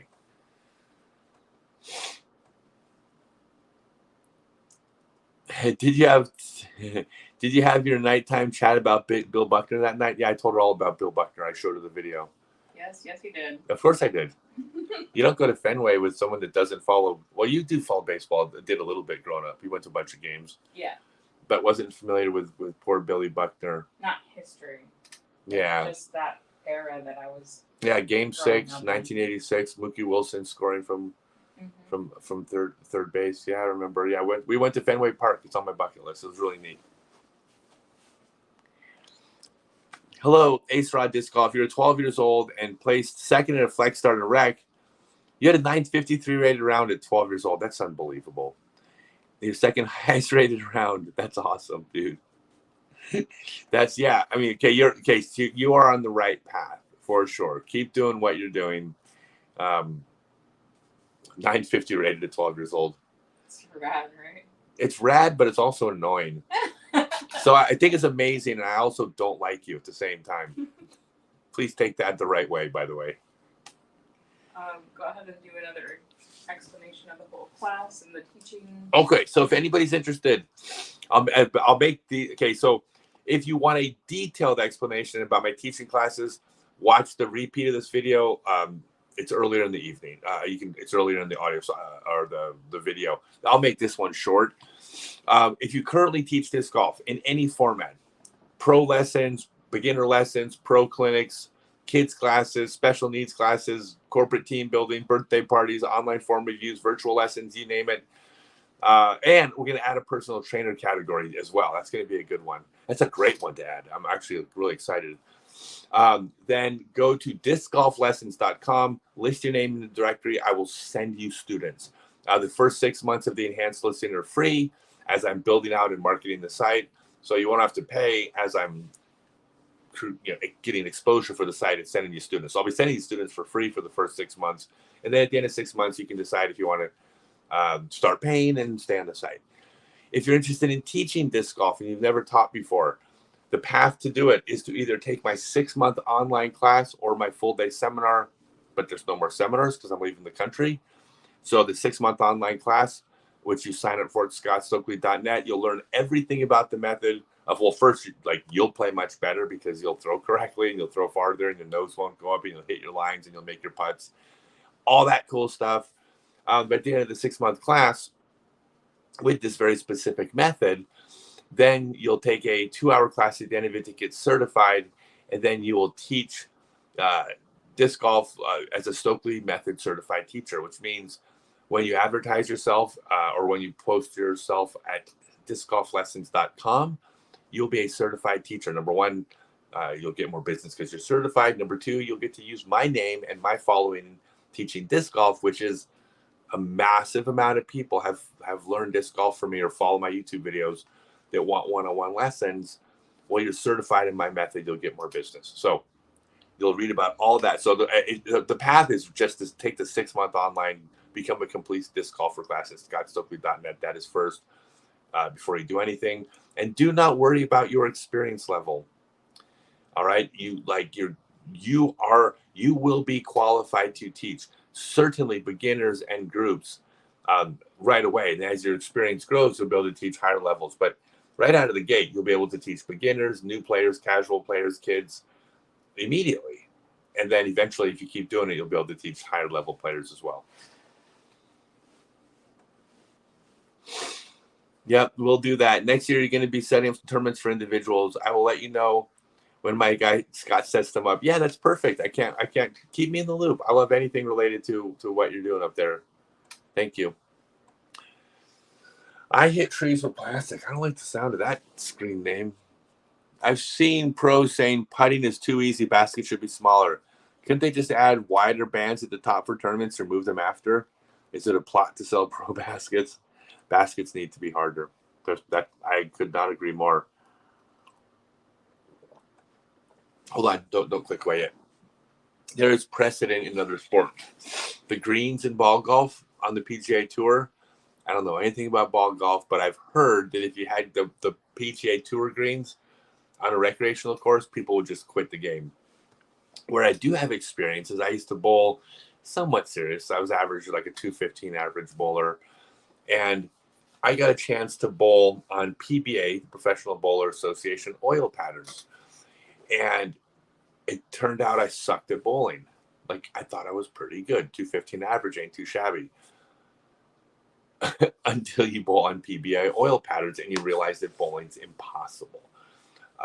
So there's precedent in other sports. There's no, like, I don't see any reason why our sport can't make those changes. We already play on harder courses, but even on these hard courses, the kids are still shooting double digits. And putting has become almost routine. I mean, 90% circle 1X. Like, at that point, like, you could almost remove, it's like extra points in field goal. Yeah, they get missed once in a while, but so infrequently. Why do you include them? Why not just make it a given? You land in the circle, you pick up. Like, I mean, I'm not suggesting we should do that. I'm saying it's almost like that. You know, and by the way, the best putters are 90% and the worst putters are 80%. So we're talking every 10 putts, there's only a 1-stroke difference between the best players and the worst players on tour, and like in the MPO. So, yeah, forget that. Like, I like the idea of smaller baskets having a larger spread. Continue seminars from across the world. That's what my online class is for. I'm teaching the online classes. My 6-month online class is me live with you twice a month, teaching live. Depending on where I am in the world, I'll be up at 4:00 in the morning in a conference room teaching my online classes wherever I am, and then 2 live classes because that's interactive. You can watch the recorded classes. You don't have to be there. You can watch the recorded classes. And then everybody participates on the Discord channel where you're sending questions, sending form reviews. It's a very participation-based format. I'm really proud of it. It's like I put a lot of effort into this. This is not a cash grab where like, hey, watch some videos and read some curriculum about how to play. Like, no, there's like I have this entire infrastructure that's been built out. I have 5 paid trainers currently, and I'll add more if I need to make sure when you post a form review, you don't wait till the next day to get a reply. You'll get a quick reply. So if you're out at the field, you might even get a reply soon enough to be working on it out there. So yeah, just go to scottstokely.net and read all about it. I couldn't be more happy with it. That's all the questions we have for right now. That's all the questions. Yeah, and you probably need to wrap it up. Yeah. Because I got a tournament tomorrow. I got to go win the big money skins tomorrow. I plan on doing just that. Oh, if you haven't read my book, Scott Stokely Growing Up Disc Golf, this is the most worn out book ever. This is I still have my original not for resale copy. Look at that. That's the very first copy they sent me to proof from Amazon. But everybody should read this, except the 12-year-old. You're not allowed. Next year. Yeah. Wait, next year? No. 13? Yeah, it says, where does it say? I actually said at the beginning, this group is not, where did I say it? I said, no, it's in the foreword. Is the foreword not in this book? Wait a second. I think I'm missing a page in this book. I said very clearly in my book that it is not PG-13. Oh, okay. Okay, we missed a question, but Benita had a question, which is a great question. You and Double DG should partner up. His jerky, your flavors. Yeah, I would love to do that. First off, I love Garrett. He's one of my favorite people. When you see how nice he is on camera, like that is how he is 24/7. Nicest kid in the world. Because I have this barbecue sauce available at scottstokely.net that isn't necessarily. It's taken a while to catch on. Yeah, it's taken a while to catch on. Like it's selling. I mean, I'm selling it fairly regularly, but I had to buy like a lot to get a price that wasn't even that cheap.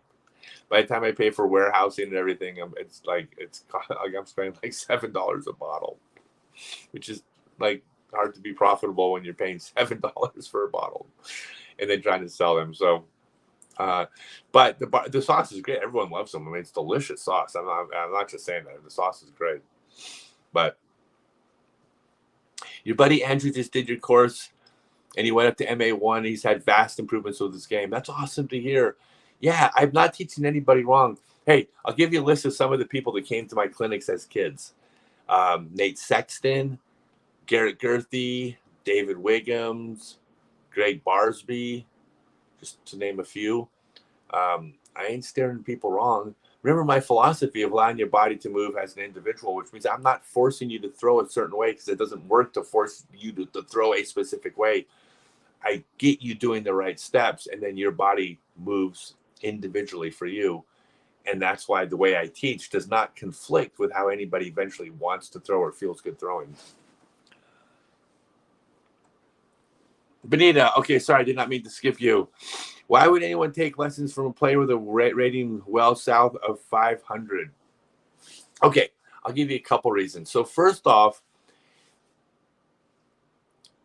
as an older player, Benita, nobody's expecting you to be a 900 rated player. That's not an expectation people are going to have. Like, why would I take a lesson from her? She doesn't throw 400 feet. Yeah, neither will you be when you're that age. Like, this is the real world, right? So throw that out, right? The expectations about you as a player, like, just go out the window. The question is, are you qualified to teach? Are you qualified to teach this method? The reason they would take lessons from you, number one, is because you're actually advertising yourself. The fact that you're putting yourself out there, some people will be interested in you. Also, you are certified. You're using my name to certify you. And then when you teach the classes or lessons, then you have to do a good job.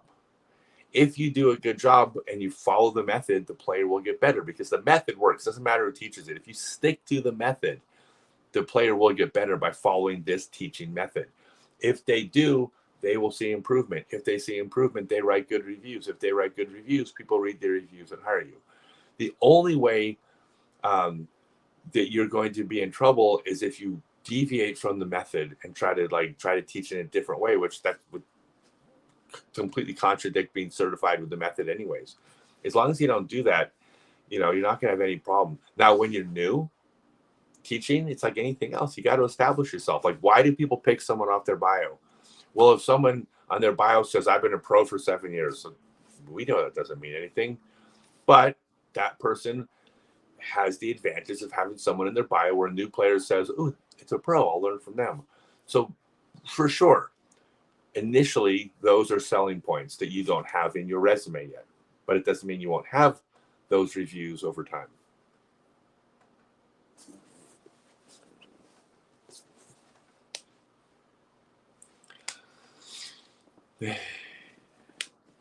You have a friend that keeps throwing her disc righty backhand and it comes out okay and continues to the right. Suggestions? Impossible without watching, without. And then the thing about watching too is like you'll never see me on a form review website because there's a bigger picture than that. Like, I can't go to a form review website and say, oh, change that one thing, because there's so many different components to the throw. Nobody's doing just one thing wrong on the form review website. And if you just change one thing, it's like you put out one fire, but another fire comes up, and like, people are looking for magic bullets. Like, well, what's the one thing I'm doing wrong? What can I do to throw farther? And it's never that. The way I teach it's kind of an all or nothing way of learning. It's you got to do the whole thing. What I'll tell you is that if that person took my class or did lessons from a certified instructor that I teach, is that they will learn the correct way to throw. They will hit their lines. The nose won't go up. It'll come out with snap. It'll fly farther. It'll be consistent. But there's no like one trick. There's nothing you can point to. And even if I watched the video and saw something, like I don't even go there, because then it's like it's not like there's one fix. It's always about putting the whole throw together. That's why when I work with 1,000 rated players, which I have, and I do, when I work with 1,000 rated players, I don't correct their throw. I go, let's start from the beginning, and we're going to go step by step, following the method, having you throw correctly. Now, they're 1,000 rated players, which means a lot of those steps they just brush right past because they're already doing them right. But I still follow the process with them and have them do this, have them do this, and have them do this. But that's the thing they were doing wrong. But first, we had to reinforce the first two things. It's a very specific process. Nobody teaches the way I do. No one teaches even remotely the way I do. Everyone else does corrective method, I believe, where they throw and they go, okay, what are you doing? Oh, dip your shoulder, rotate your hips, turn your head. I don't find that effective. Just my opinion. Sorry, a very long answer to say I can't watch you. It's also not a method. Like a lot of those aren't methods. Yeah, no, when they're looking at telling you those things, like that's not a method. Yeah, with the thing when you go to my 6-month class and you sign up, or meaning anybody, they'll be shocked because I start you at the very beginning. It's kind of like almost like if you're taking a martial arts class, like you don't start with like spinning back kicks. Like you have to start by learning to chamber. Then you have to start by learning to rotate your foot before you kick, and then you have to learn. Like there's a process to get there that if you put the whole thing together, they can go through the motions, but then the kick has no force, right? So just because they turned and threw their foot out and it looked like they were throwing right, but then they could kick me in the face and it wouldn't even knock me over because they're not executing the full thing. You have to learn step by step, like you have to. I truly believe this.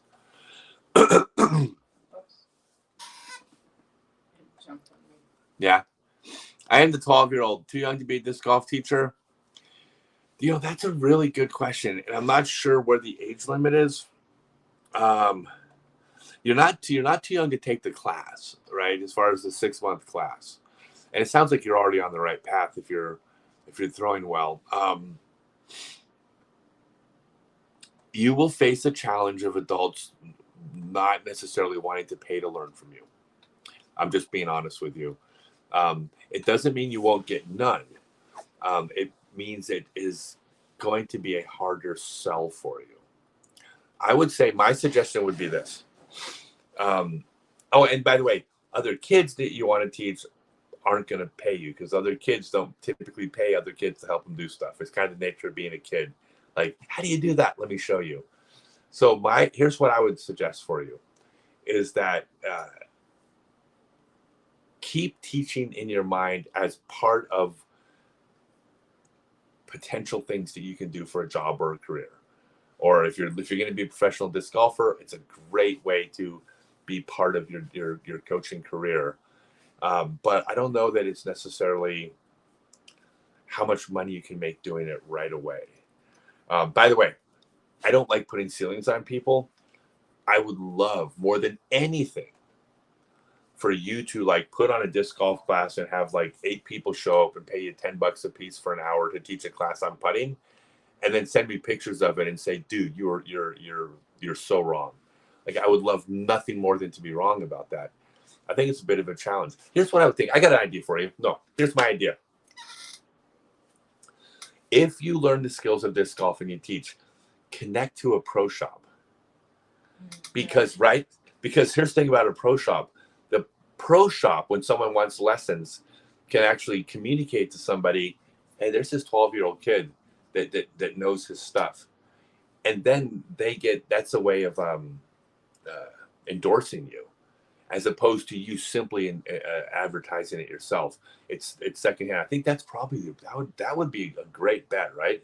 Yeah, I think so. That would be a good move. So yeah, so I don't want to discourage you. I don't want to discourage anybody. If you were to read my book, you'll realize one of the things that happened in my early life is that everybody put ceilings on me and told me what I couldn't do. I couldn't be a professional disc golfer. I couldn't do this. I couldn't do that. I couldn't do this.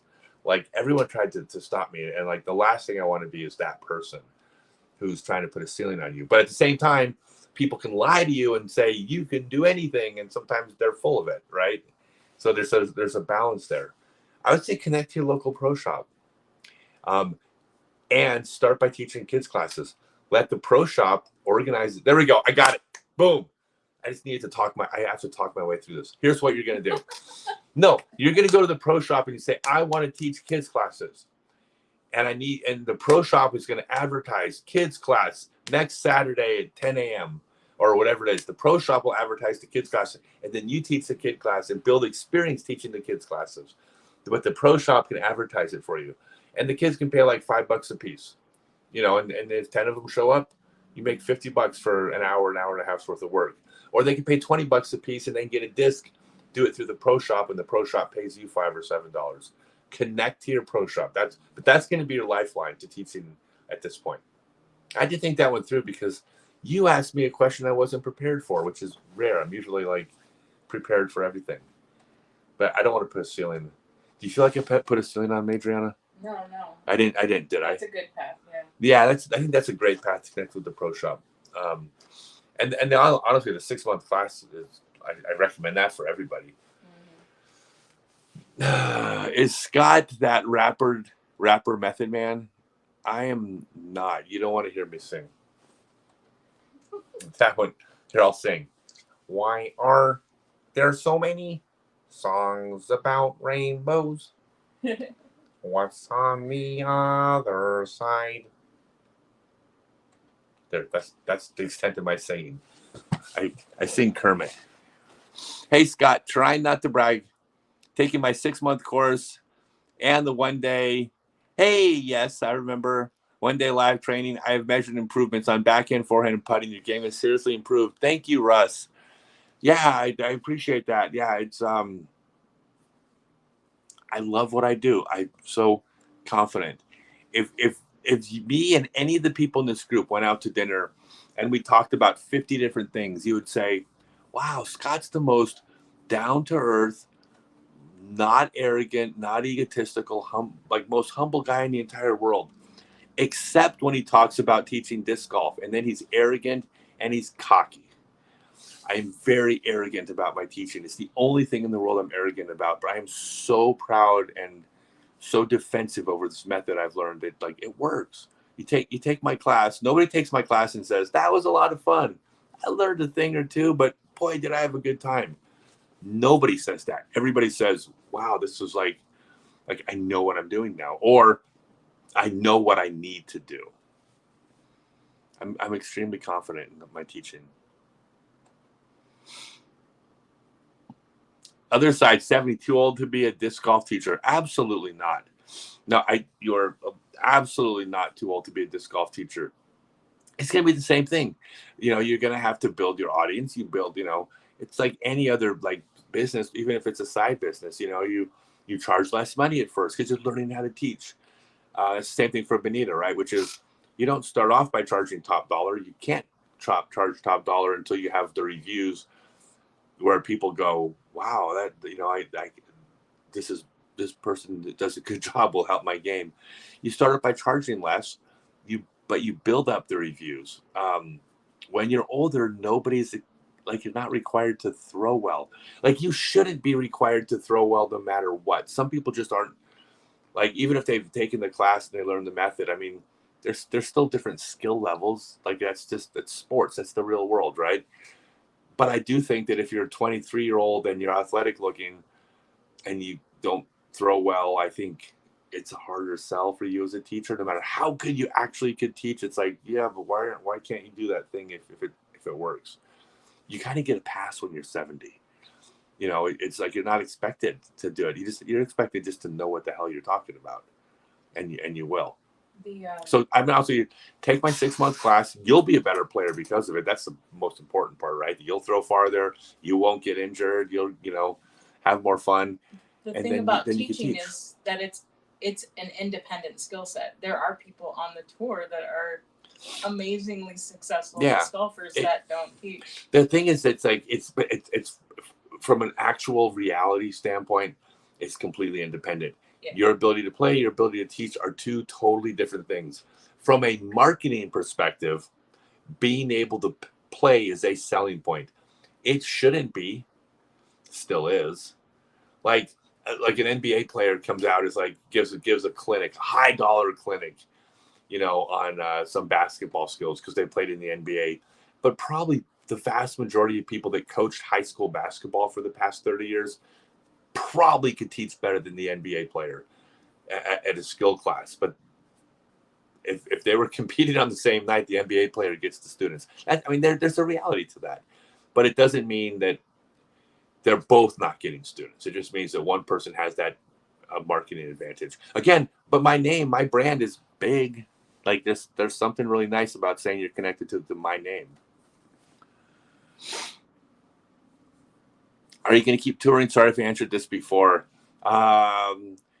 Yeah, I'm leaving the country in a week, and I'm doing a 30-month disc golf tour around the world. The next 2 years, I'm doing the entire Euro tour, at least for the next 2 years. I'm going to be playing tournaments in Australia and New Zealand, Malaysia, Thailand, Japan, Cambodia, Euro tour. Then I'm going to play tournaments in Tanzania, Kenya, Ethiopia, and South Africa. And then the Euro tour again. We're going to get to Medellin, Colombia too. That's also on the very short list. So yeah, I'm going to keep touring. I'm going to keep touring the rest of my life. I mean, we will never have a home. I can tell you that no matter what happens, Adrienne and I are never, ever going to live somewhere the rest of our life. We will travel. Oh, Carney asked a great question. Should a teacher be at least 1,000 rated? No, absolutely not. The 1,000 rated part is just one piece of the marketing tool that can help draw students, along with Stokely method certification, really good reviews, a bio that's well written and articulate, referrals from friends or local pro shops. Like there's it's one piece of the puzzle to market yourself. I will go to bed soon. I can't fall asleep before midnight anyways. Are you kidding me? I'm so excited. When I hang up this, when I get off the live stream, I'm going to be wired anyway. Yeah, I'm going to be up for the next couple hours anyways working. I always have work to do. All right, but that's it. Let's talk about the discs one more time. That's it. Discs one more time. All right. So these are the first 4 Latitude 64 discs ever in existence. The Mira, how do you pronounce that again? Miras? The Miras? Just it looks so weird. The Primitus, the Sinus, the Sinus, and the Medius. Medius. If you're looking for a great place to start a collection, the first 4 discs that Latitude ever put out is a great piece of the collection.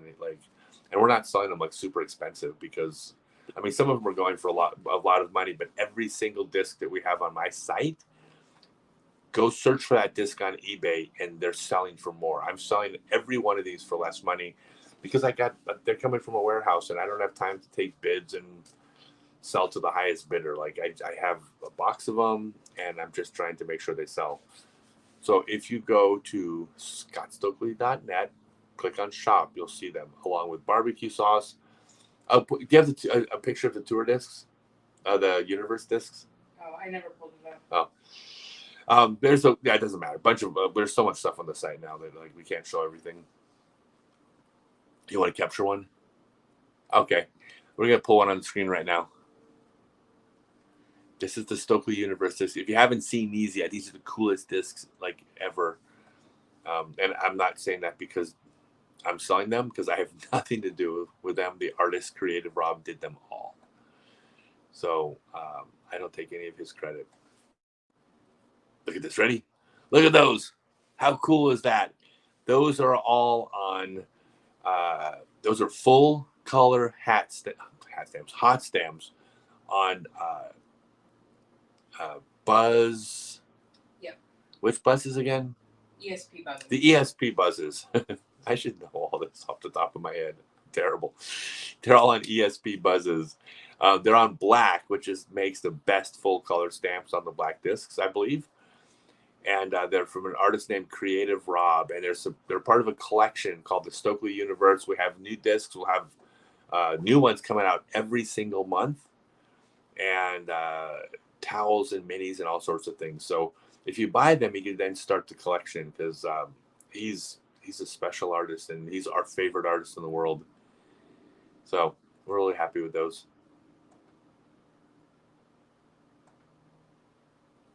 Thank you so much, Rika. Is it Rika or Reka? Keep asking.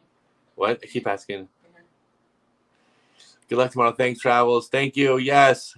And you signed up. Good. I can't wait. I can't wait to see you next month as well. I see 2 people in the picture. I see 3 people in the picture. If they all want to take classes. I think there's 4, actually. There's 4 in the picture? Yeah, there's a little bitty one. It's a little bit. Oh, yeah. I don't think I think the baby's free. But if more of you play, favorite place you look forward to playing overseas? I'll be honest. The places I'm looking forward to the most are Singapore, Malaysia, Cambodia, Thailand, Ethiopia, Tanzania, Kenya, South Africa. Like, it's just the more exotic places. Although I love Japan, but the best tournaments are going to be in the Euro Tour. So there, I just named every place we're going to. How about that for non-committal answer? Yeah. I love every place. I'm not just saying that to dodge the question. Every place that's new. It's almost as non-committal as mine. Like, mine is just the next place I'm going. The next place we're going, yeah. What's important to me is that when I walk out my door, I don't want to see the same thing I saw yesterday. Like, we're full-time nomads. By the way, if anybody's interested, go to Scott Stokely Adventures on Facebook. Scott Stokely Adventures is all the non-disc golf, all the nomadic adventures we do. If you guys don't, for those of you who don't know, every single thing that Adrienne and I own is in our hotel room right now. We don't have a storage unit. We don't have a home base. Everything we owned that we could not take with us, we gave away or threw away. And we are actually paring down for our trip. When we do Asia, when we do the 4 months in Asia, we're going to do it with backpacks. That's it. We're not even like going to have merchandise. Merchandise is going to go straight from New Zealand to probably Europe. Might ship some to Japan maybe, but probably just to Europe. So when we do 4 months in Asia, Southeast Asia, we want backpacks on so we can just get on a train and just go someplace. And like, we don't like owning anything.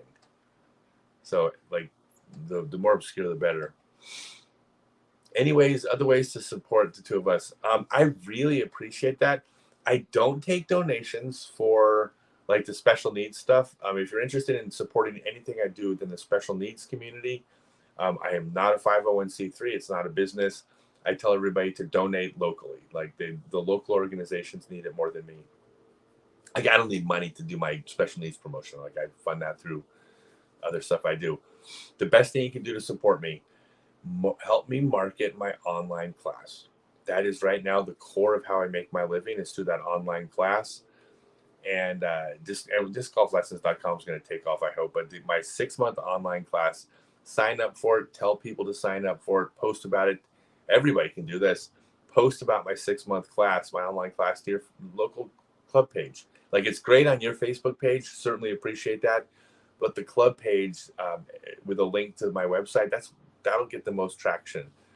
You can just say, hey, if you guys haven't heard, Scott Stokely's teaching an online class. That is by far the best way you can support what I do, is to promote the business. That way, you're not like giving anything. You're just promoting something that when people sign up, they're happy they paid for it. You signed up as well. Can't wait to give it a try. Oh, sweet. That's going to be awesome to have you there. You're going to be surprised. Like, everyone is like, people are just really shocked at how much we can do in an online class. Like, nobody's walking away going, like, I didn't get it. Like, 100% of people get it. Will I donate this second auction off to raise money for the Hydrocephalus Foundation? I would prefer to donate books, because while I'm traveling, the easiest thing I can do is donate a copy of my book. I'll donate a couple copies of my book. If it's for an auction, I'll donate 2 or 3 copies of my book, which they'll do really well. Or my audiobook, which you can send a code so they can download it from Audible. But books are better because it's easier for me. But of course I will. Just message me direct. You want to start a disc golf YouTube channel or YouTube channel? Any tips? Yeah, I got a great tip for you. Okay. I'm gonna take a few minutes talking about starting a YouTube channel, because I'm kind of an expert in this area. So the tip you want to have is, don't try to get things right off the bat. Don't get fancy. Don't do a bunch of editing. Don't try to do a script. Don't try to do something super clever. Like, nobody's watching your videos at the beginning anyways, right? But also, if it takes too much work to make the video, you're going to get burned out and tired of it. Like, anytime someone launches a YouTube channel and I see their videos have a whole bunch of editing, I know they're going to be gone in a month. Nobody sticks around that does that. You know what you can do? Set up a camera, shoot some content. Maybe you can do a little editing, put a couple pieces together, something like that, and then post it. Do not worry if the first videos you make aren't very good, because they're not going to be very good. Nobody's first videos are very good. But I'll ask you this question. If there's YouTubers you like, do you ever go back and watch their first videos? Like almost nobody does. So like nobody's going to go back and watch your first videos either. And even if you watched the first videos of a YouTuber you liked and they were bad, you don't stop watching the current stuff, right? So don't worry about doing a good job. The single most important thing you can do with anything related to business is to not talk about it and just do it. Don't worry about doing a good job. You will do a good job eventually. But just right now, just like do it. Like post something tomorrow. Start your YouTube channel. Go shoot a video tomorrow of you putting or throwing some shots or you talking about something, and then just post it. And last thing I'll tell you, do not plan on making any money off it until you have like 400 videos up. YouTube won't even take you serious until you're like, there's so many people that have 10 videos up that you'll be lost. So if you're thinking about trying to make money, you can. But you have to just put out a few videos a week for a few years before it starts to catch. But all of a sudden, those 300 view videos, after like you have 200 or 300 videos up, turn into like 3,000 views, and you're like, oh, that was interesting. Like what happened? Well, the YouTube algorithm changed once you have enough videos up. So don't worry about getting it right. Quantity over quality. Do things that are sustainable because they don't take a lot of work and they're easy. If you watch my videos, most of them are shot selfie style. The reason why is because I can put out videos every day. I'm far more successful than if I did one really good video a week. Like I got way more views by just doing a video every day, because all I do is make a video of me talking. Hey, blah blah blah blah blah blah blah blah, and then I upload it. You know, no one's ever stopped watching a YouTuber. They're like, oh, if only that video had more editing, I would have watched it. Like, no one cares about the editing. They care about you and the content. Nolan, it was great to see you today. Nolan, I'm so happy to see you. You're one of my favorite players. That's Nolan Grider, the best player in the history of Texas, at least through like the 2000s. Like, I mean, Eric Marks was pretty good and Mike Sarah was pretty darn good. There's been some really good golfers in Texas, but I think Nolan, when you were playing at your best, I think you were the best golfer in the history of Texas, I believe. And Texas is like the size of France, so it's like it's pretty impressive. It's great to see you, Nolan. Happy for you. And tomorrow. Well, did he qualify? Yeah. Okay, so yeah, so he's still a great golfer, and he's my age. How about that? Or almost. Nobody's really my age. When am I going to do a canoe trip again? I will do a canoe trip as soon as we find a place where we can do a canoe trip. We have one booked. We were supposed to go to the Boundary Waters. Oh yeah, we were supposed to go to the Boundary Waters in Minnesota like last summer, and I got COVID, and we couldn't go. We had to sat in a cabin for a week. It was really beautiful, except we didn't leave the cabin. No, we'll find some canoe trips for sure. Canoe trip. We do backcountry everything. We're gonna be in Southeast Asia for 4 months. Like we're gonna like. It's not like we're like I'll tell you this. We'll be in Southeast Asia for 4 months, and we're gonna spend exactly 0 days, like at a resort with a bunch of American tourists drinking. Like, yeah, that's why you got to get so many shots. Yeah, I got to get. Oh, so check this out. Oh my God. No, thanks for reminding me. You're welcome. You ruined my night. So check this out. Okay. So I know everyone knows that the only disease that has been completely eradicated with vaccines is smallpox. There's a bunch of reasons for this, but smallpox is the only one that we've just completely knocked out, right? Saved 500 million people. There's other diseases out there, though, that even though I know they still exist up here, in here, they didn't seem like they existed. Like, I didn't think yellow fever was a thing. or encephalitis. Japanese encephalitis is a thing, or what's some of the other ones? Typhoid fever. Typhoid fever is a thing. Like that's the stuff that killed everybody at, like when they were building the Panama Canal, right? Okay, so it turns out when you go to Asia, there's mosquitoes out there that if they bite you, you die. Like I knew that was the case, but I didn't really realize that was the case until like we were gonna spend 4 months. So we got to get like 7 shots. 7 shots. I'm dreading this. I'm like, I don't like needles. I get 7 shots for typhoid fever. I got to get a shot for yellow fever. I mean, it's better than dying. Like, I mean, and they got this stuff. They're very good at it. I mean, you get these shots, you don't die when the mosquito bites you. It's like, it's pretty black and white, right? But yeah, thanks for reminding me. That's cool. Yay. I'm really much happier now that you've been reminded that I'm going to get 7 shots on what, Tuesday, right? Yeah. Yeah, we're getting them all on the same day too. That ought to be fun. Let's see. You'll share my courses every online club in Florida. Thank you. Appreciate that. Yeah, anybody that wants to share this to like all their Facebook pages or all the club Facebook pages, like I tell everybody, if you share to your own page, I super appreciate it. But the club page is where you get the reach. Just tell people about the class. How often do I live stream? I live stream it was every Friday night from 9 to 11 Eastern time, sometimes longer, but I'm switching it, I believe, to Wednesday. Because of time zones, some of the live streams would actually take place like on Saturday. Like a Friday night here in the US would be like Saturday morning, which is tournament morning. So I can't do that, and I don't want to have dates like flip-flopping from week to week. It's too confusing. So I think I might just switch to a Wednesday night thing. You attended my clinic in Des Moines, and your advice allowed me to commit to a left-handed backhand, right-handed backhand, right-handed forehand play style. It's take multiple strokes off your game already. Thank you so much for what you do. You're very welcome. Thank you for it. Post about to Des Moines. Tell everybody about it and tell them to take my 6-month online class. When I want to throw a hyzer backhand, I imagine backhanding a tall person on my follow-through. Would I mind if I imagine backhanding me?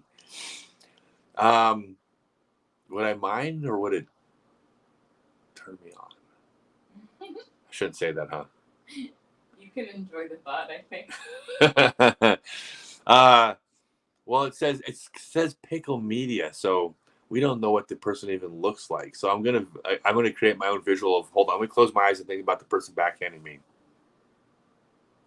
Oh yeah, that's awesome. Don't send me the real picture and blow my illusion.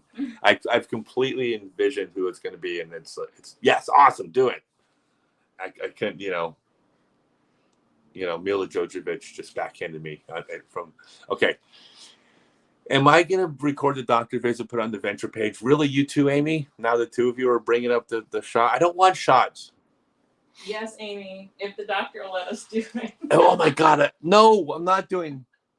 I should put on maybe I'll live stream my doctor's visit if they let me. I would do it. I don't care. Oh, I'm so happy. I just read there's going to be a coffee truck at the match in the morning. Is a coffee truck? There wasn't a coffee truck's going to be there in the morning. Oh, yeah. I tell you what. Oh my God. So, I will tell you this. The 2 things I don't like. I mean, I don't mind. I mean, I don't like needles, but I mean, I know that you get a shot, it goes over with, big deal. I don't like flying. Like I'm not looking forward to that at all. So, and I got my plans to travel the world, except I don't like flying. We looked into like what it takes to take a boat to Australia, and it's like it's 800 to 1 more likely that you die, and it takes like 6 weeks. It's like, okay, we'll fly. I made it to 800 to 1, but it's probably pretty close. Planes don't crash, boats sink. All right, let's wrap it up. All right, we're wrapping it up, everybody. We got a 7:45 check-in for an 8 o'clock. 7:45 check-in, and I still got leftover ribs, huh? Don't I? Yeah. Wait, do we have the barbecue sauce, or is it in the car? Yeah. You brought it up? No, it's in the car. I'll go get it. Yeah. I have ribs and barbecue sauce to need eaten. All right. Thanks, everybody. Please sign up for my class, 6-month class. Please spread the word, and then you can become a teacher, but you'll also be better at disc golf. And buy those first run Latitude 64 discs for a collection. So thanks, everybody. I can't wait. Watch the Skins match tomorrow. I'm going to try to make history again.